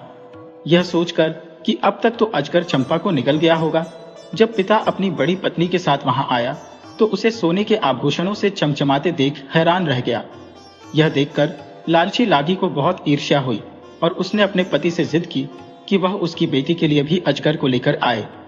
तब वह बहुत सारे आदमियों को लेकर घने जंगल में अजगर को ढूंढने निकल गया। उन्हें एक अजगर मिला तो वह उसे घर ले आया। लागी ने भी अपनी बेटी की शादी उससे कर दी। चंपावती की तरह उसकी बेटी को भी अजगर के साथ सोने के लिए भेज दिया गया। लागी पूरी रात यह सोचकर खुश होती रही कि अब उसकी बेटी भी सोने के आभूषणों से लग जाएगी। सोने के बजाय वह पूरी रात उनके कमरे के बाहर ही बैठी रही, लेकिन अजगर ने तो पैरों की तरफ से उसकी बेटी को निगलना शुरू कर दिया। बेटी ने कमरे के अंदर से अपनी माँ से कहा, माँ, मेरे पाँव में गुदगुदी हो रही है। माँ ने बाहर से जवाब दिया, मेरी बच्ची, मेरा दामाद तुम्हें पाजेबों से सजा रहा है। धीरे धीरे अजगर उसकी कमर तक पहुंच गया। तब बेटी बोली, माँ, मेरी कमर में गुदगुदी हो रही है। माँ बोली, मेरी बच्ची, मेरा दामाद तुम्हें कमरबंद पहना रहा है। उसके बाद अजगर उसकी छाती तक पहुंच गया तो बेटी बोली, माँ, मेरी छाती में गुदगुदी हो रही है। माँ ने जवाब दिया, मेरी बच्ची, मेरा दामाद तुम्हें शॉल पहना रहा है। जब अजगर उसकी गर्दन तक पहुंचा तो वह बोली, माँ, मेरी गर्दन में गुदगुदी हो रही है। माँ बोली, मेरी बच्ची, मेरा दामाद तुम्हें मोतियों की लड़ियों से सजा रहा है। जब अजगर उसके सिर तक पहुंचा तो बेटी की आवाज आनी बंद हो गई। माँ ने सोचा कि आभूषण पाकर मेरी बेटी खुश हो गई है और सो गई है। यह सोचकर वह भी खुशी खुशी सोने चली गई। सुबह वह दौड़ी दौड़ी अपनी बेटी के पास आई, पर उसे वह कहीं दिखाई नहीं दी। अजगर बड़े आराम से वहां लेटा आराम कर रहा था। अलगी की बेटी को निगलने के बाद उसका पेट फूला हुआ था। यह देख उसे एहसास हुआ कि क्या हुआ है और वह दहाड़े मारकर रोने लगी। उसके रोने की आवाज सुन पति दौड़ा दौड़ा आया और पूछा कि क्या हुआ। जब उसे सच का पता चला तो वह सिर पकड़कर वही जमीन पर बैठ गया। अलागी और चंपावती भी रो रही थी। सारे गांव वालों ने पति पत्नी का बहुत मजाक उड़ाया और उनके लालच पर उन्हें धिक्कारा। सब लोगों ने मिलकर बेटी के शव को अजगर के पेट से बाहर निकाला और उसका दाह संस्कार कर दिया। उसके बाद तो लागी और उसके पति को अलागी और चंपावती से इतनी नफरत हो गई कि वे दोनों उनसे पीछा छुड़ाने का तरीका सोचने लगे। एक दिन वे अपने हथियारों के साथ उन्हें जबरन घसीटते हुए जंगल में ले गए। उन्हें बेहोश कर वे उन्हें मारने ही वाले थे कि तभी एक अजगर वहां आया और उसने उन दोनों दुष्टों को निगल लिया। अजगर ने बेहोश मां बेटी को उठाया और जंगल में ले गया। अगले दिन जब वे उठी तो रोने लगी। एक अनजान जगह पर उन्हें डर लग रहा था। अजगर उन्हें दिलासा देते हुए बोला, तुम दोनों को चिंता करने की जरूरत नहीं है, मैं तुम्हें यहां लाया हूं। फिर उसने रात की घटना उन्हें बताई। सच जानकर दोनों ने कृतज्ञता प्रकट की। उसके बाद से तीनों खुशी से जंगल में ही रहने लगे। कुछ दिनों बाद अलागी अचानक बीमार पड़ गई और उसकी मृत्यु हो गई। चंपावती अकेली रह गई। एक दिन जब अजगर बाहर गया हुआ था तब एक बूढ़ी स्त्री वहां आई। चंपावती ने लंबे समय से किसी मनुष्य को नहीं देखा था। उसने बहुत सम्मान के साथ उस स्त्री का स्वागत सत्कार किया। तब उस स्त्री ने उसकी सेवा से खुश होकर बताया, जो अजगर तुम्हारा पति है वह असल में एक देवता है। वह हर रात तुम सो गई हो या नहीं यह देखने के लिए तुम्हें चुटकी काटता है और फिर अपने अजगर का चोला उतारकर स्वर्ग में चला जाता है। वहां कुछ समय वह अन्य देवताओं के साथ व्यतीत करता है। अगर तुम अपने पति को देवता के रूप में देखना चाहती हो तो रात को सोने का नाटक करना, पर सोना मत। जब वह अपना चोला उतार स्वर्ग जाए तो तुम उसके चोले को आग में जला देना। जैसे ही तुम उसका चोला जलाओगी उसे अपने बदन में जलन का एहसास होगा। तब तुम तुरंत पंखा कर देना और उसे आराम करने देना। जल्दी ही उसे नींद आ जाएगी। सुबह तुम उसे माला पहनाकर उसका अभिवादन करना। तुम्हारा पति ही है जो अजगर के रूप में तुम्हारे सामने आता है। यह बात सुन चंपावती की खुशी का ठिकाना न रहा। उसने उसे घड़ा भरकर सोना और चांदी दिया। उसने वैसा ही किया जैसा कि बूढ़ी स्त्री ने बताया था और उसके बाद वे कई महीनों तक सुखमय जीवन बिताते रहे। एक दिन जब उसका पति घर में नहीं था तब वही बूढ़ी स्त्री फिर आई। चंपावती ने उसका स्वागत करने के बाद उसके आने का कारण पूछा। वह चालाकी से बोली, मैं तो तुम्हारी भलाई के लिए ही यहाँ आई हूँ। कल दोपहर तुम अपने पति से एक ही थाली में अपने साथ खाना खाने को कहना। जब तुम दोनों एक साथ खाना खाओगे तो वह तुम्हारे आकर्षण में इतना बंध जाएगा कि फिर कभी एक भी पल के लिए तुमसे अलग नहीं होगा। जब तुम खाना खा लो तो उससे कहना कि तुमने उसके मुंह के अंदर बहुत सारी कामों को देखा है। तब तुम उससे पूरा मुंह खोलने के लिए कहना ताकि पूरी दुनिया को तुम देख सको। वह तुमसे नाराज होगा और कहेगा कि तुम उसे या पूरी दुनिया में से किसी एक को चुन लो, पर तुम कहना कि तुम दुनिया को देखना चाहती हो। वह अपना मुंह खोलकर तुम्हें पूरी दुनिया दिखा देगा और फिर एक नदी में चला जाएगा। वह तुमसे कहेगा कि वह तुमसे अब 6 महीने बाद मिलेगा, पर उसकी बातों में मत आना। तुम नदी के तट पर बैठी रहना। कुछ क्षण बाद तुम उसे वापस आते देखोगी। यह सुन चंपावती ने पहले की ही तरह उस स्त्री को सोना चांदी देकर विदा किया। अपनी धूर्तता पर प्रसन्न होते हुए वह बूढ़ी स्त्री वहां से चली गई। अगले दिन चंपावती अपने पति के साथ एक ही थाली में खाना खाने बैठी। उसके पति ने कहा, तुम आज कुछ अजीब व्यवहार कर रही हो, तुम्हारे इरादे मुझे ठीक नहीं लग रहे हैं। खाना खाने के बाद उसने अपने पति से पूरी दुनिया दिखाने को कहा तो वह बोला, फिर तुम मुझे कभी नहीं देख पाओगी। पर वह तो अपनी जिद पर अड़ी थी।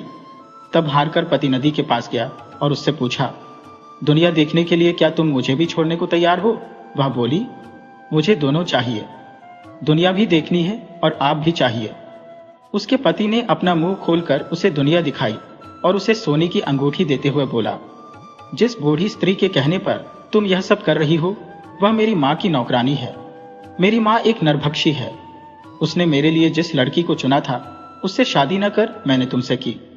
वह तुम्हें मुझसे अलग करना चाहती है ताकि वह तुम्हें खा सके। अपने षड्यंत्र में कामयाब होने के लिए उस बूढ़ी स्त्री ने तुम्हें धोखा दिया है। उन्हें लगता कि अगर मेरी माँ तुम्हें खा जाएगी तो मैं उनकी चुनी हुई लड़की से विवाह कर लूंगा। इसलिए मैं तुम्हें यह सोने की अंगूठी दे रहा हूं, इसे संभाल कर रखना। अगर यह तुम्हारे पास रहेगी तो कोई भी बुरी ताकत तुम्हें नुकसान नहीं पहुंचा सकेगी। अगर अंगूठी तुमसे खो गई तो तुम मुसीबतों में घिर जाओगी। इस अंगूठी के प्रभाव से तुम मुझे 6 साल बाद मेरी माँ के घर मुझे पाओगी। अब मुझे जाना होगा, सावधान रहना और इस अंगूठी को खोना मत। यह कहकर पति नदी में चला गया। चंपावती को अपनी गलती का एहसास हुआ और वह रोने लगी। जंगल में घूमते घूमते वह रोती रही और अंगूठी को सीने से लगाए 6 साल बीतने का इंतजार करने लगी।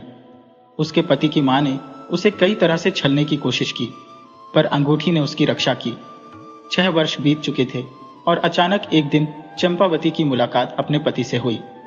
वे फिर से साथ रहने लगे, लेकिन उसकी सास यह देखकर क्रोधित हो उठी। जैसे ही चंपावती अपने पति से मिली, उसकी अंगूठी गायब हो गई। पर चूंकि उसका बेटा चंपावती के साथ था, इसलिए सास उसको किसी तरह से नुकसान नहीं पहुंचा पाई। एक दिन उसने एक पत्र लिखा, यह मेरी सबसे बड़ी दुश्मन है, इसे खत्म कर दो, पर इसके मांस का एक टुकड़ा मुझे भेज देना। उसने वह पत्र चंपावती को दिया और उसे एक राक्षस के पास भेज दिया। सास के आदेश का पालन करने के लिए पति को बिना बताए वह उस राक्षस को पत्र देने चली गई। जब पति घर आया तो उसे कुछ शक हुआ और वह चंपावती के पीछे पीछे गया। उसने उसके हाथ से पत्र छीन लिया और उसे पढ़ा। पत्र पढ़कर उसका गुस्सा 7वें आसमान पर पहुंच गया। वह घर गया और बिना कुछ कहे उसने अपनी मां के प्राण ले लिए। उसके बाद वे दोनों दानवों के उस गांव को छोड़कर चले गए। दूसरे नगर में जाकर अपनी गृहस्थी बसाई और खुशी खुशी रहने लगे।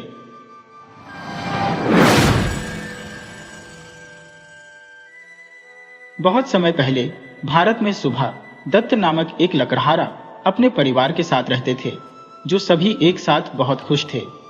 पिता हर दिन अपने घर के पास जंगल में लकड़ी की आपूर्ति प्राप्त करने के लिए जाता था, जिसे वह अपने पड़ोसियों को बेचता था, जिससे वह काफी कमाता था और अपनी पत्नी और बच्चों को वह सब देता था जिसकी उन्हें जरूरत थी। कभी कभी वह अपने 3 लड़कों को अपने साथ ले जाता था और फिर एक विशेष उपचार के रूप में उसकी 2 छोटी लड़कियों को साथ साथ घूमने की अनुमति दी गई थी। लड़कों को खुद के लिए लकड़ी काटने की अनुमति देने की लालसा थी और उनके पिता ने उन्हें बताया कि जैसे ही वे बूढ़े हो जाएंगे वह उनमें से प्रत्येक को अपनी खुद की कुल्हाड़ी देगा। सुभा दत्ता के साथ लंबे समय तक सब ठीक रहा। लड़कों में से प्रत्येक की अपनी छोटी कुल्हाड़ी थी और प्रत्येक लड़कियों के पास टहनियां काटने के लिए कैंची की एक छोटी जोड़ी थी। और उन सभी को बहुत गर्व हुआ जब वे घर में उपयोग करने के लिए अपनी मां के लिए कुछ लकड़ी घर लाए। एक दिन हालांकि उनके पिता ने उन्हें बोला कि वे उसके साथ नहीं आ सकता है, क्योंकि वह जंगल में बहुत लंबा रास्ता तय करने के लिए जा रहा। वह यह देखने के लिए जा रहा था कि क्या वह नजदीक के घर की तुलना में वहां बेहतर लकड़ी पा सकता है। व्यर्थ लड़कों ने उसे अपने साथ ले जाने के लिए जिद मचाई। नहीं, उन्होंने कहा, आप सभी रास्ते पर बहुत थक जाएंगे और अकेले वापस आने में खुद को खो देंगे। आपको अपनी मां के कामों में और अपनी बहनों के साथ खेलने में मदद करनी चाहिए। उन्हें संतोष करना पड़ा। बेशक उन्हें उम्मीद थी कि उनके पिता जंगल की गहराई से वापस आएंगे, हालांकि उन्हें पता था कि वह देर से आएंगे। जब अंधेरा हुआ और उसके कोई संकेत नहीं थे, तब बार बार उनकी मां उन्हें देखने के लिए दरवाजे पर जाती थी। हर पल उम्मीद करती थी कि उन्हें रास्ते से आते हुए देख पाए। बार बार उसने रात के पंछी की रोने को, आवाज को गलत समझा। वह भारी मन से बिस्तर पर जाने के लिए मजबूर थी। वह सोच रही थी कि किसी जंगली जानवर ने उसे मार डाला होगा और वह उसे फिर कभी नहीं देख पाएगी। जब सुबह दत्त ने जंगल में गया तो उन्होंने उसी शाम वापस आने का पूरा इरादा किया, लेकिन जब वह एक पेड़ को काटने में व्यस्त था तो उसे अचानक महसूस हुआ कि वह अब अकेला नहीं है। उसने ऊपर देखा तो उसने 4 खूबसूरत युवा लड़कियों को अपनी पतली गर्मियों की पोशाक में परियों की तरह देखा। उनके लंबे बालों के साथ एक दूसरे का हाथ पकड़े हुए गोल गोल नाचते हुए देखा। सुबह दत्ता इस दृश्य से इतनी चकित था कि उन्होंने अपनी कुल्हाड़ी फेंक दी और शोर ने नर्तकियों को चौंका दिया और उसे घूरने लगे थे। लकड़हारा एक शब्द नहीं कह सकता था, लेकिन बस उन पर हैरान और चकित हो गया, जब तक उनमें से एक ने उससे कहा, तुम कौन हो और तुम जंगल की गहराई में क्या कर रहे हो, जहां हमने पहले कभी किसी आदमी को नहीं देखा है। मैं एक गरीब लकड़हारा हूं, उसने उत्तर दिया। कुछ लकड़ी लेकर बेचने के लिए आया था, ताकि मेरी पत्नी और बच्चों को कुछ खाने के लिए और कुछ कपड़े पहनने को मिले। यह एक बहुत ही मूर्खतापूर्ण बात है, लड़कियों में से एक ने कहा।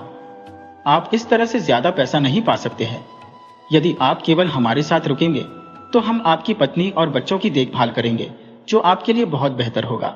सुबह दत्ता, हालांकि वह निश्चित रूप से अपनी पत्नी और बच्चों से प्यार करता था, सुंदर लड़कियों के साथ जंगल में रुकने के विचार से इतना लुभाया गया था कि थोड़ी देर झिझकने के बाद उसने कहा, हाँ, मैं तुम्हारे साथ रुकूंगा, अगर तुम मुझे पूरा यकीन देते हो कि मेरे प्रिय लोगों के साथ सब अच्छा होगा।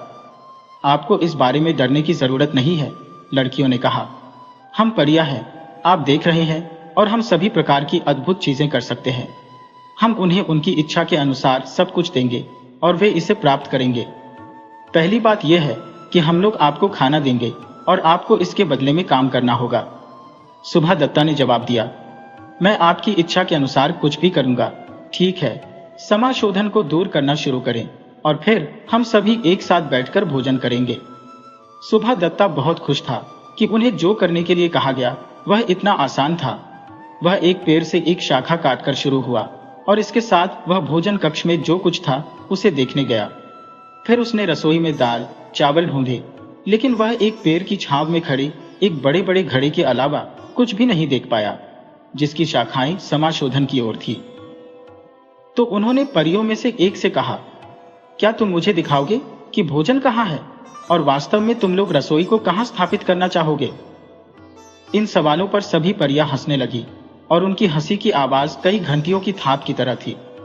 बेचारा सुबह दत्त, जो बहुत थका हुआ और भूखा था, वह दुखी रहने लगा और वह सीधे घर जाने का कामना करने लगा। वह अपनी कुल्हाड़ी लेने के लिए झुका और उसके साथ बस पलटने ही वाला था, जब परियों ने अपने पागल भंवर को रोका और उसे रोकने के लिए चिल्लाई। इसलिए उसने इंतजार किया और उनमें से एक ने कहा, हमें इसे प्राप्त करने और इसके बारे में परेशान होने की जरूरत नहीं है। आप उस बड़े घड़ी को देख रहे हैं। हम अपना सारा भोजन और बाकी सब कुछ जो हम चाहते हैं उससे प्राप्त करते हैं। हमें बस इच्छा होती है कि हम अपना हाथ अंदर डालें और हमें वह भोजन मिलेगा जो हम पहले करना चाहते हैं, और फिर हम आपको बताएंगे कि हम क्या चाहते हैं। जिसे सुनकर सुबह दत्ता को शायद ही अपने कानों पर यकीन हो। नीचे उसने अपनी कुल्हाड़ी फेंक दी और घड़े में हाथ डालने के लिए जल्दबाजी की। वह उस भोजन की इच्छा कर रहा था जो उसे पसंद थी। उन्हें करी चावल और दूध, दाल, फल और सब्जियां बहुत पसंद थी और बहुत जल्द ही उसके पास जमीन पर भोजन फैला हुआ था। अगले कुछ दिन एक सपने की तरह बीत गए और सबसे पहले सुबह दत्ता ने सोचा कि वह अपने जीवन में कभी इतनी खुश नहीं था। परियों ने अक्सर उसे अकेला छोड़कर एक साथ चले जाया करते थे और वे केवल उस वक्त आते जब उन्हें घड़ी से कुछ चाहिए होता था। लकड़हारे को हर तरह की चीजें मिली जो वह खुद के लिए चाहता था, लेकिन वर्तमान में वह चाहता था कि उसकी पत्नी और बच्चे उसके साथ बढ़िया भोजन करें। वह उन्हें बहुत याद करने लगा और वह अपने काम से भी चूक गया। कभी कभी उसे लगता था कि जब परियां दूर होंगी तो वह जंगल से निकल जाएगा। लेकिन जब उसने घड़ी को देखा तो वह उसे छोड़ने के बारे में नहीं सोच सका। जल्द ही सुबह दत्ता अपने बीवी और बच्चों के बारे में सोचने के बाद अच्छी तरह से सो नहीं पाता था। मान लीजिए कि जब उसके पास खाने के लिए बहुत कुछ हुआ करता है तब वे भूखे सोते होंगे। यह भी उसके दिमाग में आया कि वह परियों को चुरा सकता है और परियों को अपने साथ घर ले जा सकता है, लेकिन उसने ऐसा करने की पूरी हिम्मत नहीं की थी। यहाँ तक कि जब सुंदर लड़कियों की दृष्टि पड़ेगी और उन्हें जब यह महसूस होगा तो वे भयानक तरीके से दंडित करने में सक्षम होंगे। एक रात उसे एक सपना आया जिसने उसे बहुत परेशान किया। उसने देखा कि उसकी पत्नी उस छोटे से घर में फूट फूट कर रो रही है। वह सबसे छोटे बच्चे को अपने हाथों से पकड़े हुए थी, जबकि अन्य 3 उसकी बगल में खड़े थे। वह एक बार फिर घर जाने के लिए निर्धारित किया, लेकिन थोड़ी दूर चलने पर उसने परियों को चांदनी में नाचते देखा और किसी तरह उसे फिर लगा कि वह उन्हें और घड़े को नहीं छोड़ सकता। अगले दिन हालांकि वह इतना दुखी था कि परियों ने इस पर ध्यान दिया और उनमें से एक ने उससे कहा, क्या मामला है? हम यहाँ दुखी लोगों को रखने की परवाह नहीं करते हैं। यदि आप जीवन का आनंद नहीं उठा सकते हैं तो तुम घर जाओ, बेहतर होगा। सुबह दत्ता बहुत भयभीत हो गया था, इसलिए उसने उन्हें अपने सपने के बारे में बताया और उसे डर था कि उसकी परिवार पैसे के लिए भूखे मर रहे थे। उनके बारे में चिंता मत करो, उत्तर था। हम आपकी पत्नी को बताएंगे कि आप क्यों दूर रहते हैं। जब वह सो रही होंगी तो हम उसके कान में फुसफुसाएंगे और वह आपकी खुशी के बारे में सोचकर बहुत खुश होगी। बाकी तुम अपनी परेशानियों को भूल जाओ। सुबह दत्ता परियों की सहानुभूति से बहुत खुश था। वह कुछ समय के लिए उनके साथ रुकने का फैसला किया। वह बेचैन महसूस कर रहा था, लेकिन पूरे समय सुखद रूप से बीता और घर उसके लिए एक दैनिक खुशी थी।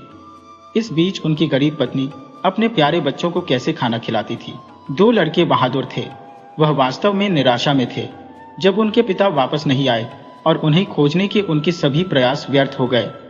इन लड़कों ने अपनी मां की मदद करने का काम किया। वे पेड़ों को नहीं काट सकते थे, लेकिन वे उन पर चढ़ सकते थे और अपनी कुल्हाड़ियों से छोटी शाखाओं को काट सकते थे, और उन्होंने यही किया और उन्हें अपने पड़ोसियों को बेचा। इन पड़ोसियों को उनके द्वारा दिखाए गए साहस छू गया और न केवल उन्हें लकड़ी के लिए अच्छी तरह से भुगतान किया था, बल्कि अक्सर उन्हें दूध और चावल और अन्य छोटी चीजें से उन्हें मदद किया। समय के साथ वे वास्तव में सुबह दत्ता के बिना रहने के अभ्यस्त हो गए और छोटी लड़कियां लगभग उनके बारे में भूल गईं। जंगल की गहराई में सुबह दत्ता का 1 महीना परियों का इंतजार करते हुए शांति से बीता और हर दिन वह अधिक स्वार्थी होते हुए खुद का आनंद लेने पर आमादा हो गया। फिर उनका एक और सपना था जिसमें उन्होंने अपनी पत्नी और बच्चों को पुराने घर में खूब खाना खाते हुए देखा और जाहिर तौर पर उनके बिना इतने खुश थे कि उन्हें देखना बहुत ही अच्छा लगा। जब वह उठा तो उसने परियों से कहा, मैं अब तुम्हारे साथ नहीं रुकूंगा। मेरे पास यहाँ अच्छा समय है, लेकिन मैं अपने लोगों से दूर इस जीवन से थक गया हूँ। परियों ने देखा कि वह इस समय परेशान सचमुच में था, इसलिए उन्होंने उसे जाने देने के लिए सहमति दी। लेकिन वे दयालु लोग थे और उन्हें लगा कि उन्हें उनके लिए किसी तरह से भुगतान करना चाहिए। उन्होंने एक साथ परामर्श किया और फिर उनमें से एक ने उनसे कहा कि वे जाने से पहले वह कुछ भी वे मांगता है वे उसे दे देंगे। लकड़हारे ने सुना कि वह कुछ भी मांग सकता है। उसने रोते हुए कहा, मेरे पास जादू का पिटारा होगा। आप बस कल्पना कर सकते हैं कि परियों को इससे क्या झटका लगा। आप निश्चित रूप से जानते हैं कि परियां हमेशा अपनी बात रखती है। यदि वे सुबह दत्ता को कुछ और चुनने के लिए राजी नहीं कर सकती तो उन्हें अपना प्रिय, अपना कीमती घड़ा देना होगा और फिर उन्हें अपने लिए भोजन की तलाश करनी पड़ेगी।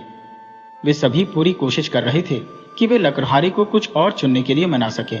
वे उसे अपने गुप्त खजाना घर में ले गए, यहाँ तक कि वह प्रवेश द्वार जहाँ कभी किसी नश्वर को देखने की अनुमति नहीं थी। उन्होंने रास्ता शुरू होने से पहले सुबह दत्ता के आंखों पर पट्टी बांध दी ताकि वह कभी भी रास्ता न देख सके, और उनमें से एक ने उसे हाथ से नेतृत्व किया। उसे बताया कि पैर से नीचे जाने वाले कदम कहां से शुरू होते हैं। जब आखिर में उसकी आंखों से पट्टी खींची गई तो उसने अपने आप को एक बुलंद हॉल में पाया जहां छत के रास्ते एक दरवाजा खुला था जिसके माध्यम से रोशनी आ रही थी। फर्श पर ढेर सोने और चांदी के पैसे के बहुत सारे पत्थर थे और दीवारों पर सुंदर वस्त्र लटके हुए थे। सुभा दत्ता देखकर काफी चकित था, लेकिन वह केवल एक अज्ञानी लकड़हारा था और उसे गहने और कपड़े के मूल्य का एहसास नहीं था। इसलिए जब परियों ने उससे कहा, तुम यहाँ कुछ भी चुनो और हमें अपना घड़ा रखने दो, उसने अपना सिर हिलाया और कहा, नहीं नहीं नहीं, मेरे पास घड़ा होगा। एक के बाद एक परी ने माणिक और हीरे और अन्य कीमती पत्थरों को उठाया और उन्हें प्रकाश में रखा कि लकड़हारे देख सकें कि वे कितने प्यारे थे। नहीं, घड़ा घड़ा, उसने कहा और आखिर में उन्हें इसे छोड़ना पड़ा। उन्होंने उसकी आंखों को फिर से बांधा और उसे वापस समाशोधन और घड़ी के पास ले गए। यहां तक कि जब वे सभी फिर से समाशोधन में थे तो परियों ने अपने घड़ी को रखने की उम्मीद नहीं छोड़ी। इस बार उन्होंने अन्य कारण बताए कि क्यों घड़ा सुभा दत्ता के पास नहीं होना चाहिए। यह बहुत आसानी से टूट जाएगा और फिर यह आपके या किसी और के लिए अच्छा नहीं होगा। लेकिन अगर आप कुछ पैसे लेते हो तो आप अपनी पसंद से कुछ भी खरीद सकते हैं। यदि आप गहने लेते हैं तो आप उन्हें बेचकर बहुत सारे पैसे जमा कर सकते हैं। नहीं नहीं नहीं, लकड़हारा रोया, घड़ा घड़ा, मेरे पास घड़ा होगा। फिर घड़े को बहुत अच्छी तरह से ले लो, उन्होंने दुखी होकर जवाब दिया, और हमें अपना चेहरा फिर कभी नहीं दिखाना। इसलिए सुभा दत्ता ने बहुत सावधानी से घड़ी को ले लिया, ऐसा ना हो कि वह उसे गिरा दे और घर जाने से पहले उसे तोड़ दे। उसने यह बिल्कुल नहीं सोचा कि इसे परियों से दूर ले कितना क्रूर है और उन्हें भूखा छोड़कर अपने लिए भोजन मांगना। परियों ने उसे तब तक देखा जब तक कि वह दृष्टि से बाहर नहीं हो गया और फिर वे रोने लगी। उनमें से एक ने कहा, वह ऐसा सोचने के लिए बहुत स्वार्थी था। दूसरे ने कहा, आओ हम सब उसके बारे में भूल जाएं और कुछ फल की तलाश करें। इसलिए वे सभी रोना धोना छोड़कर चले गए। परियों को खाने के लिए बहुत कुछ नहीं चाहिए, वे फल और ओस पर रह सकते हैं और उन्होंने कभी भी उन्हें लंबे समय तक उदास नहीं रहने दिया। वे अब इस कहानी से बाहर निकलते हैं, लेकिन आपको उनके बारे में दुखी होने की जरूरत नहीं है और आप बहुत आश्वस्त हो सकते हैं कि उन्हें घड़ी को लेने देने में उनकी उदारता से सुभा दत्ता को कोई वास्तविक नुकसान नहीं पहुंचा। आप बस अंदाजा लगा सकते हैं कि सुभा दत्ता की पत्नी और बच्चों के लिए यह क्या आश्चर्य की बात थी जब उन्होंने उन्हें अपने घर की ओर जाने वाले रास्ते पर अपने पिताजी को आते देखा। वह अपने साथ घड़ा नहीं लाया, बल्कि अपनी कुटिया के पास लकड़ी के एक खोखले पेड़ में छिपा दिया था, क्योंकि उन्हें यह जानने का कोई मतलब नहीं था कि घड़ा उसके पास है। उसने अपनी पत्नी से कहा कि वह जंगल में अपना रास्ता खो चुका था और उसे डर था कि वह अपने बच्चों को फिर कभी नहीं देखेगा, लेकिन उसने परियों के बारे में कुछ नहीं कहा। जब उनकी पत्नी ने उनसे पूछा कि उन्हें भोजन कैसे मिला, तो उन्होंने अपने द्वारा पाए गए फलों के बारे में एक लंबी कहानी बताई और उन्हें विश्वास था कि उन्होंने जो कुछ कहा था वह बात सच थी। जब छोटी लड़कियों को अपने पिता के लिए एक अच्छा भोजन प्राप्त करने में मदद करने के लिए कहा, तो सुभा दत्ता ने कहा, ओह, इस बारे में उन्हें परेशान मत करो, मैं अपने साथ कुछ वापस लेकर आया हूं। मैं इसे लेकर आता हूं, लेकिन कोई भी मेरे पीछे नहीं आएगा। सुभा दत्ता की पत्नी इस पर बुरी तरह निराश थी, क्योंकि वह अपने पति से इतना प्यार करती थी कि उसके लिए काम करना उसके लिए खुशी की बात थी। बच्चे भी अपने पिता के साथ जाना चाहते थे, लेकिन उन्होंने उन्हें रुकने का आदेश दिया। उसने एक बड़ी टोकरी लेकर अकेले घड़ी के पास चला गया। बहुत जल्द वह फिर से अपनी टोकरी के साथ वापस आ गया, जिसमें सभी तरह की अच्छी चीजें थी, जिनमें से बहुत से नामों का उसकी पत्नी और बच्चों को पता भी नहीं था। इसमें वे फल है जो जंगल से लाया गया है। जीवन अब निश्चित रूप से परिवार के लिए पूरी तरह से बदल गया था। सुभा दत्ता अब बेचने के लिए लकड़ी काटने नहीं जाया करता था और लड़कों ने भी ऐसा करना छोड़ दिया था। हर दिन उनके पिता उन सभी के लिए मनचाहा भोजन लाते थे और परिवार के प्रत्येक व्यक्ति की सबसे बड़ी इच्छा यह पता लगाना था कि भोजन कहां से लाया जाता है। वे सुभा दत्ता का पीछा करने से डरते थे। जल्द ही घर की खुशियों को बिगाड़ने लगी। जिन बच्चों के पास अब एक दूसरे से झगड़ा करने के लिए कुछ नहीं था, उनकी मां दुखी हो गई और आखिर में सुभा दत्ता यह बताने का फैसला किया, क्योंकि जब तक वह उसे यह नहीं बताएगा कि खाना कहां से आया, उसकी पत्नी उससे दूर चली जाती और अपनी छोटी लड़कियों को अपने साथ ले जाती। लेकिन जल्द ही फिर से सब कुछ बदलने के लिए कुछ हुआ। बेशक पड़ोसियों, जिन्होंने लड़कों से ईंधन खरीदा था और उन्हें फल और चावल देकर उनकी मदद की, उनके पिता की वापसी के बारे में सुने और उनके बहुत से अद्भुत बदलाव देखे। अब पूरे परिवार के पास हर दिन खाने के लिए बहुत कुछ था। हालांकि परिवार में से कोई भी नहीं जानता था कि यह सब कहां से आया है। सुबह दत्ता को यह दिखाने का बहुत शौक था कि वह क्या खाता है और कभी कभी अपने पुराने दोस्तों को अपने साथ भोजन करने के लिए बुलाया करता है।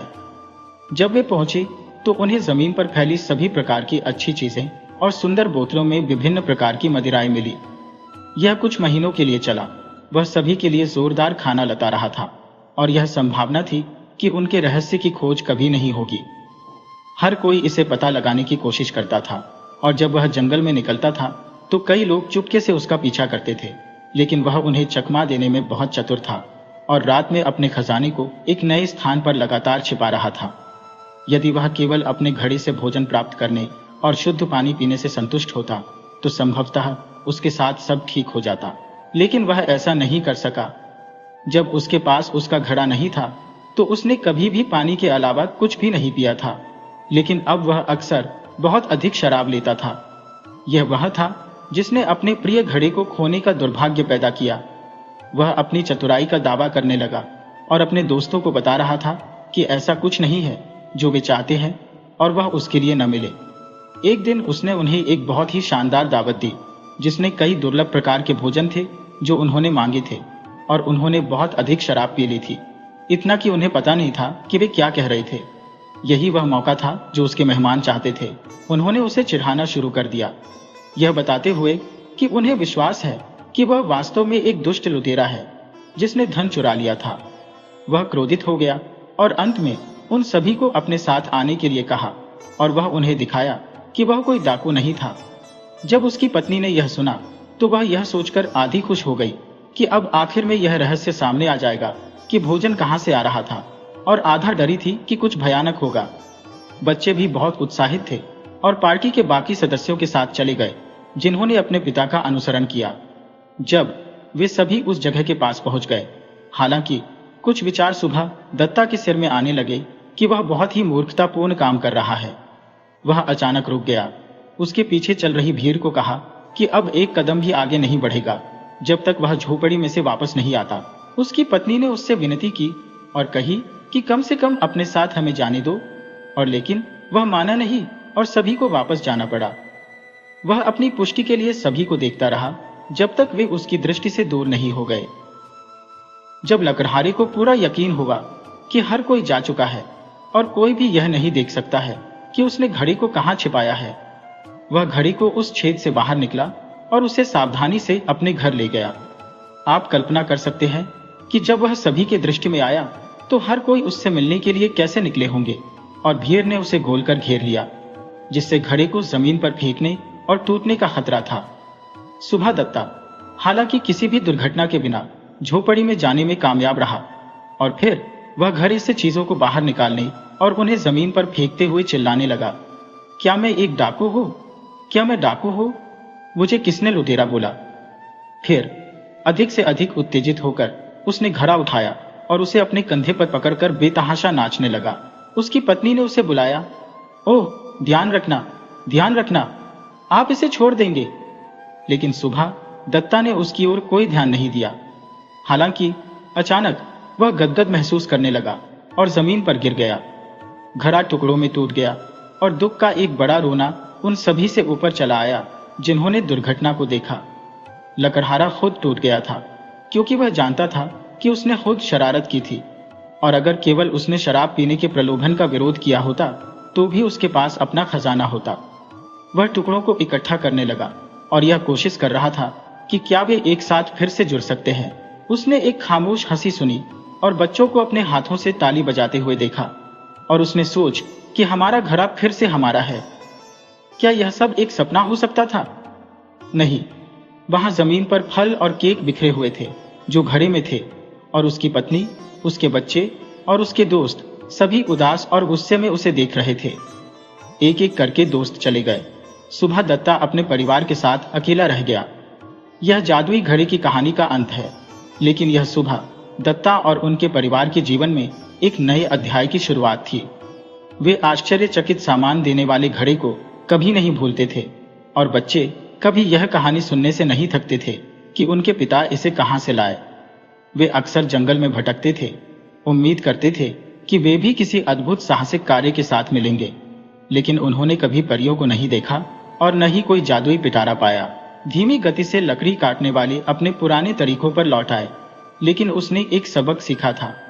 उसने फिर कभी भी किसी बात को अपनी पत्नी से राज नहीं रखा, क्योंकि उसे लगा कि अगर उसने घर आने पर उसे घड़े के बारे में सच्चाई बताई होती तो उसने उसे अनमोल खजाने को बचाने में मदद की होती।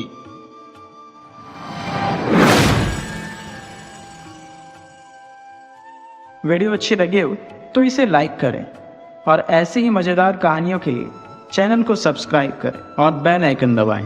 ज़्यादा से ज़्यादा अपने दोस्तों को शेयर करें। धन्यवाद।